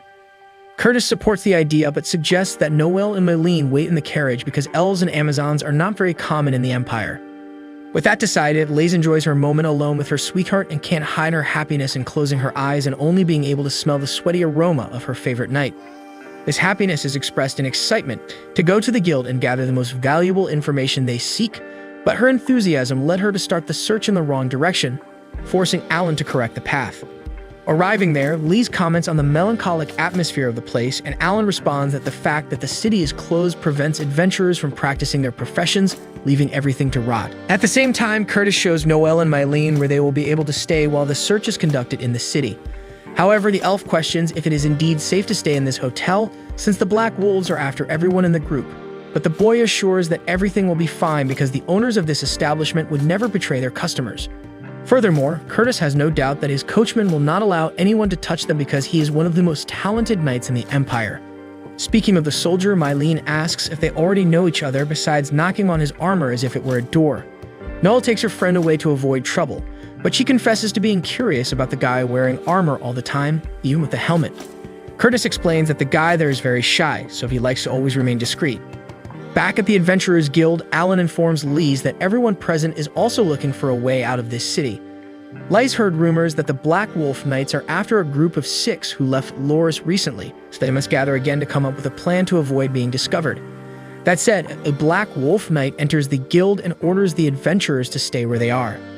Accustomed to being independent from this organization, the guild members challenge the Black Wolf's order, but she ensures that she will execute anyone who doesn't answer her question. So she asks where a group of 6 people who recently left Loris is, but the military organization still lacks more precise information about the wanted ones, such as their race, for example. An adventurer questions what this group caused, and the knight informs that they are rebels whose intention is to plunge the Empire into chaos. Another adventurer makes it clear that wanderers like them don't care about what happens to the Empire, and that they work for money, not threats. Therefore, the Black Wolf offers a hefty reward of 100 gold coins for any information about the whereabouts of the fugitives, even if such information seems trivial. Most of the men in that guild have never seen such a large amount of gold, so the first ones quickly start spilling the beans about strangers who arrived at the closed gate earlier today, pointing to Alan and Lise who were at the back of the tavern, but they had already disappeared by now. Then the knight rushes out of the guild and finds 2 suspects running, so she goes after them. Lise is worried about disobeying the orders of such an influential institution of the Empire, and with every step taken, Alan tries to convince the Princess of Edo Stella that this is the best course of action they could take. Speaking of which, he hurries things up by holding the girl in his arms and flying away from there. The knight is distracted by looking up and knocks down a child on the way who cries in pain after hurting his knee. Interestingly, the member of the Black Wolf stops to take care of the boy, and Alan finds it amusing that the kindness of their pursuer was what saved them. Still, Lise thinks it's better for them not to meet the others so as not to risk everyone being caught together, but an explosion from the inn where Noel and Mylene were forces them to go to the rescue of their friends. Arriving there, the entire establishment had turned into ruins, and atop the debris, Oswald carried the elf and the Amazon, swearing to get back at Alan for what he did to him in the Elfwood. Around the city, chaos and devastation were taking over everything, with demons running rampant and claiming victims at every step.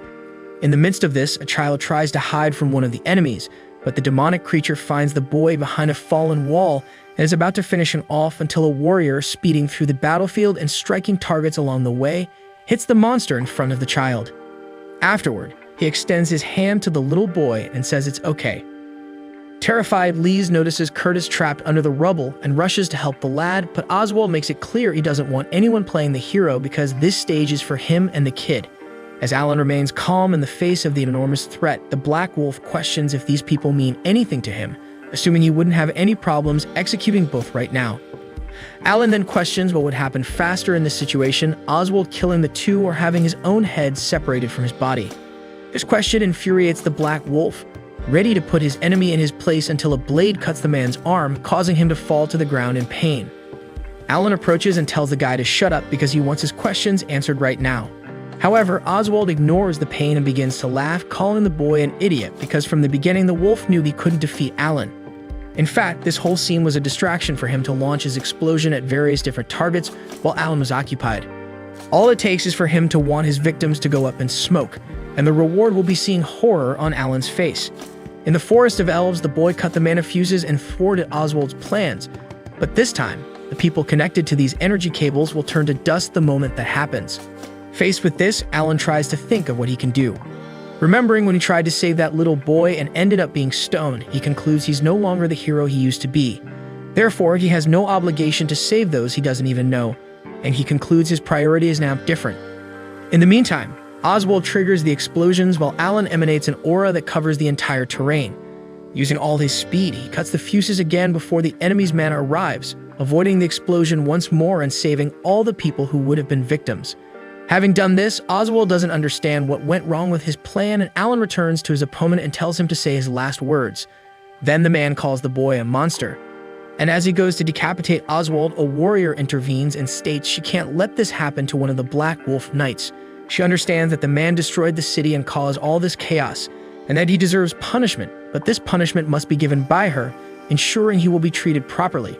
After all, she is Celia Bartolis, vice captain of the Black Wolf Knights, and she has a name to uphold while giving her word to the young man. With that said, Alan sheathes his sword to the relief of the officer. Later, back at the inn, Lise leaves her friends resting after treating their wounds. She also points out that the city is no longer blocked, and they could head to the Imperial capital tomorrow morning. However, Alan was worried that they were targets of the Black Wolves and finds it strange they retreated and gave up without saying anything more. To solve this mystery, Lise tries to find out who these knights serve. Considering the Emperor has been executed, maybe this is the work of someone who intends to maintain the Emperor's power. Meanwhile, Celia Bartolis contacts her captain, Lisette Burwald, informing her that the unit in Phoenix has completed the retreat. She then questions why the captain lifted the blockade, as the target has not yet been located. Lisette explains that this was the decision of their superiors, but she can't reveal more than that. Apart from this issue, Celia asks permission to punish a member of the Knight Corps, and the captain assumes it's Oswald. Therefore, she says their leader will take care of it personally, as a dog that bites the owner must suffer the consequences. Speaking of which, a sinister shadow envelops Oswald's body, and the warrior was already expecting this, saying he set all this up because the shadow was dawdling and he's not her little dog. With that said, the shadow absorbs the knight into its body. As for Henriette, who is captured by Burwald, she is lodged in a room better than most people will ever have, but still complains. Impatiently, the captain responds that this is better than a cell in the basement, and she prepares to leave. Henriette pesters the woman to help her kill time, but the knight has other things to do. Nevertheless, she promises to get whatever the girl needs. Sharp-witted, Henriette asks for the room key, which is promptly refused, so she settles for some books she tries to remember. At the entrance to the Imperial capital, gate security is extremely tight and only allows those with travel authorization to pass. The group presumes this strictness is due to the Emperor's death, and therefore it may be that Curtis can pass, but the rest need to find another way. Noel asks if it's just about getting this authorization, so Alan evaluates that they consist of an elf and an Amazon, along with the former first princess of Ados, Stella, and a nameless traveler without roots. Therefore, they won't get this authorization in any way. Soon, everyone starts brainstorming ideas, and Mylene suggests they invade through the gate. lies intended to do something less conspicuous, which is digging a very long hole for them to exit after the wall. Analyzing this option, Alan predicts they might end up in a place full of soldiers. Besides that, Noel tries to imagine how many days they would spend digging this hole. Faced with this, Lace feels embarrassed for thinking she had a dumb idea, but Curtis found it brilliant since he knows of a secret tunnel that can be explored, originally built as an emergency escape route for the nobility. Since a large group would find it more difficult to pass through the gate, Curtis announces he'll go without the rest, apologizing for putting everyone at risk. However, Alan responds that rescuing Henriette will require some sacrifices. Soon the team heads towards Curtis's coordinates and finds the secret passage. Alan goes down first, followed by the girls who find the place spooky. Suddenly, Alan notices a threat and asks the girls to step back. A bit further ahead, two black wolf knights walk towards them, forcing Mylene to use her invisibility power to wait for the men to pass. Despite this, the Amazon is exhausted due to recent events, so Noah asks her to take it easy. Due to the presence of soldiers in the tunnel, Alan wonders if Curtis has been discovered and they are now after them, until Lizette Burwald appears with a bow and arrow.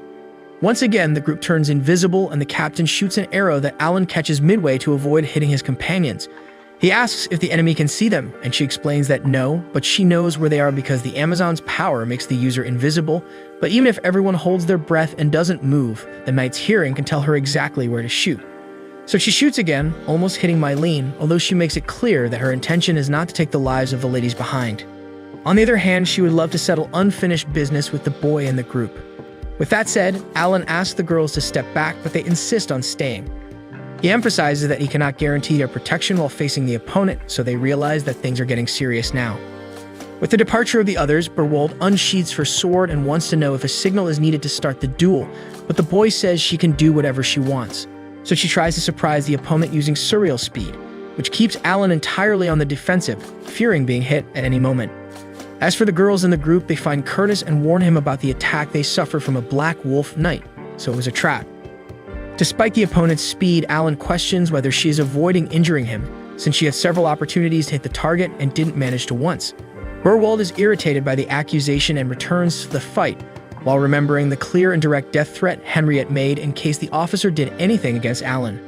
However, during the duel, the tunnel ceiling begins to collapse, so the captain discovers that this was the plan after all. From afar, the rest of the group sees a large cloud of smoke emerging from the secret tunnel, leaving the girls worried that Alan has been buried alive. On the other hand, Curtis lets out a small smile.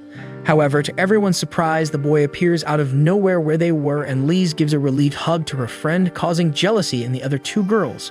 Outside of the conversation, Curtis seems to act strange, which Alan notices right away despite the boy insisting that there is nothing wrong, and that he is happy that his companion is well. Thus, Alan asks if the boy has any plan to save his sister, and he says no, and that it would be best to rest now to think about it tomorrow. With that said, Alan emits a blue light without explaining the reason before leaving and saying he'll be back. Then he appears in Henriette's room and recognizes the book of hero tales that she has liked so much since her past life. Incredulous, the girl asks what is happening, so Alan jokes that he heard rumors of a redhead with 2 hairpins having executed the emperor. Impatiently, Henriette assumes that the boy teleported, and then asks why he's there since the accusations are false, so she won't be hanged or anything like that and will soon be released. Furthermore, she is the head of the Lindqvist family and not just anyone who can be hanged like an indigent. In the worst case scenario, she might lose her title and be exiled. Finally, she becomes shy when asking if Alan cares about her that much, and he responds without hesitation that he does. With that said, Henriette loses the playful expression and gains more serious contours as she asks the boy to leave. After all, she doesn't need him to worry about her, and she doesn't need to be saved by anyone. Without retorting, Alan goes to the door, bids farewell to his friend, and teleports away. Then Henriette lies down on the bed and wonders what she's doing. Returning to the rest of the group, Alan seems distracted in a meeting between the team members, where Curtis draws the boys' attention to say that if they save Henriette, it's possible that their kingdom will be seen as an accomplice to murder since she is accused of involvement in the Emperor's death. If this happens, a war may start, and this must be avoided at all costs. Alan questions if the deal then is to leave the Empire with their tails between their legs and do nothing else, assuming that this is the point where his colleague wants to get. He admits that yes, as frustrating as it may be, but anyway, no member of the group agrees with the idea of leaving the capital without Henriette. Curtis stands up and argues that he understands how everyone feels, especially because that girl means more to him than to anyone present there. And it is exactly for this reason that he decided to take care of everything alone, so he asks for the trust of the others to be able to save his sister.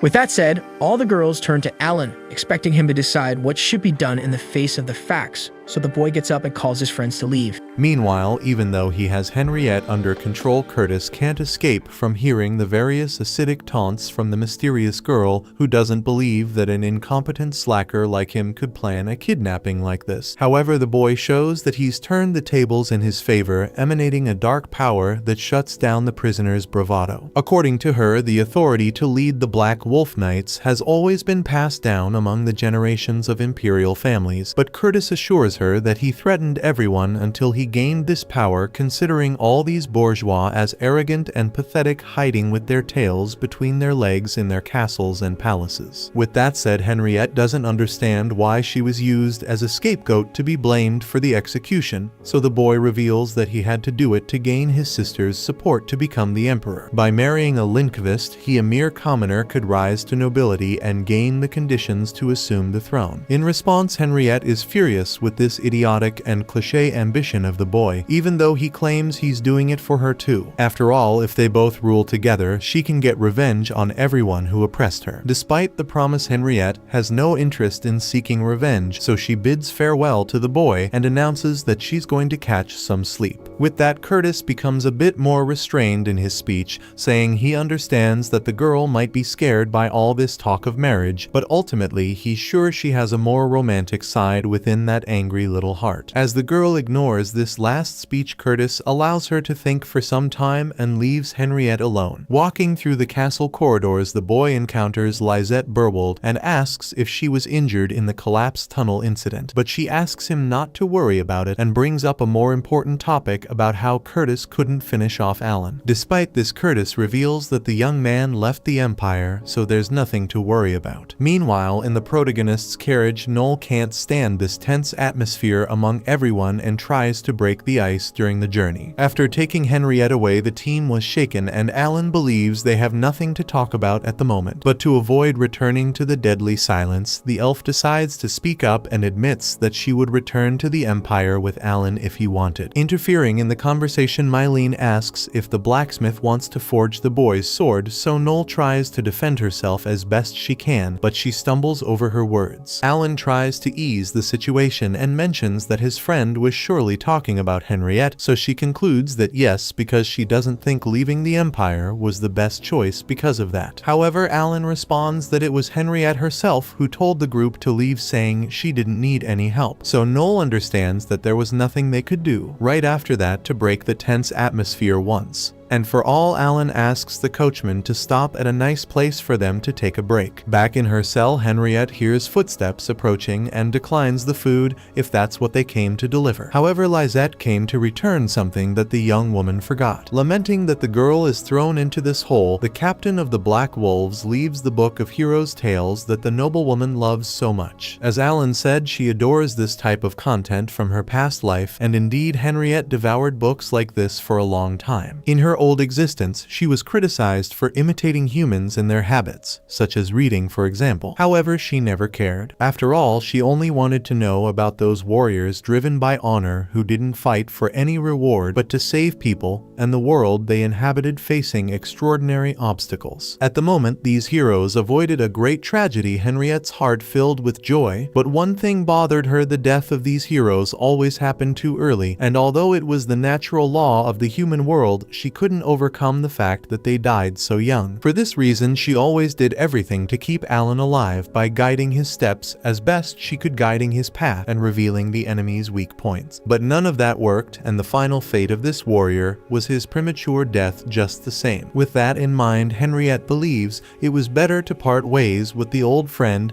and say goodbye to this world before him. Sometime later, Curtis returns to the prisoner's cell and asks again if she's willing to work with him. However, However, she never considered for a minute cooperating with the boy, so he makes a point of reminding her that she'll be executed if she maintains this stubborn attitude. Unconcerned with the threat, Henriette responds that they can take her to the gallows, and this behavior makes Curtis back down once again in the face of his sister's unpredictable insanity. Finally, as a way to get back at her actions, Curtis states that he'll hire someone to execute Alan, but the girl doubts that anyone is qualified enough for that. Then he threatens to set fire to the elf forest, but Henriette says her brother will only do that after she bites her tongue. Out of control, Curtis freaks out and punches the girl in the face, asking why she's like this while kicking her body on the ground. After the beating, Henriette asks if he's feeling better now, so Curtis realizes what he's done and runs out of the cell. Returning to his room, he destroys the furniture while questioning why everything is going wrong. Suddenly, a shadow envelops the boy, who concludes that since Henriette doesn't belong to him, he could take another course of action. In the meantime, Alan's group finishes shopping to stock up the carriage before reaching the kingdom. However, Alan forgot some items and asks Noel and Mylene to go back and fetch them. Irritated, they reluctantly agree, allowing the boy to be alone with Liz, sensing she wanted to talk to him personally. Without denying, Liz affirms they need to go back and rescue Henriette despite potential obstacles, as Alan hinted. Nevertheless, the princess refuses to leave her friend behind and insists on doing something to bring her back. Alan continues to oppose this decision, considering what Henriette herself told him, until the coachman reveals herself as a woman beneath the heavy armor. According to her, when one wants to save someone, rationality isn't necessary. Therefore, Liz must return. Indeed, this was the principle that led Alan and his allies to save this city. Back with Henriette once again, she receives a visit from her brother, who once more invites her to rule the empire with him. However, the boy was acting even stranger, even embracing the girl wildly. Seeing she couldn't win in conversation, he summons shadows from within his own body, strangling Henriette with the aim of killing her and making her solely his. Suddenly, the shadows are cut, freeing the girl as Alan had turned back to take his friend away. By his side, the night coachman removes her helmet, revealing herself as Celia Bartolus, vice captain of the Black Wolf Knights. Curtis claims the officer betrayed him, but she clarifies she only serves the Victor Empire, and Curtis is a tyrant imposter who framed innocents and harms the population for selfish purposes. With that said, Alan raises his sword to end the matter quickly. On the day Curtis gained his power, he wished to a mysterious being for Henriette to be his alone. Instantly, the being brought the head of the Imperial Majesty itself as a sacrifice to fulfill the young man's wish. Despite being scared, Curtis questions if Henriette will be his if he becomes emperor, so the being promises to give him the power to gain social prestige to reach the throne. After that, Curtis enters a trance state and stabs the mysterious creature, which disappears with the blows received, while the young human is engulfed by the shadows. Because of the power he acquired, Curtis is sure not even Alan can stop him now, but the adventurer mentions that all that power isn't even his. Enraged by the audacity of the enemy, Curtis destroys everything around with all his strength and laughs amidst the destruction. Then he attacks his opponents with the shadows, causing them to cut the shadowy hands with their swords. Henriette insists her brother won't be able to defeat Alan and asks him to stop,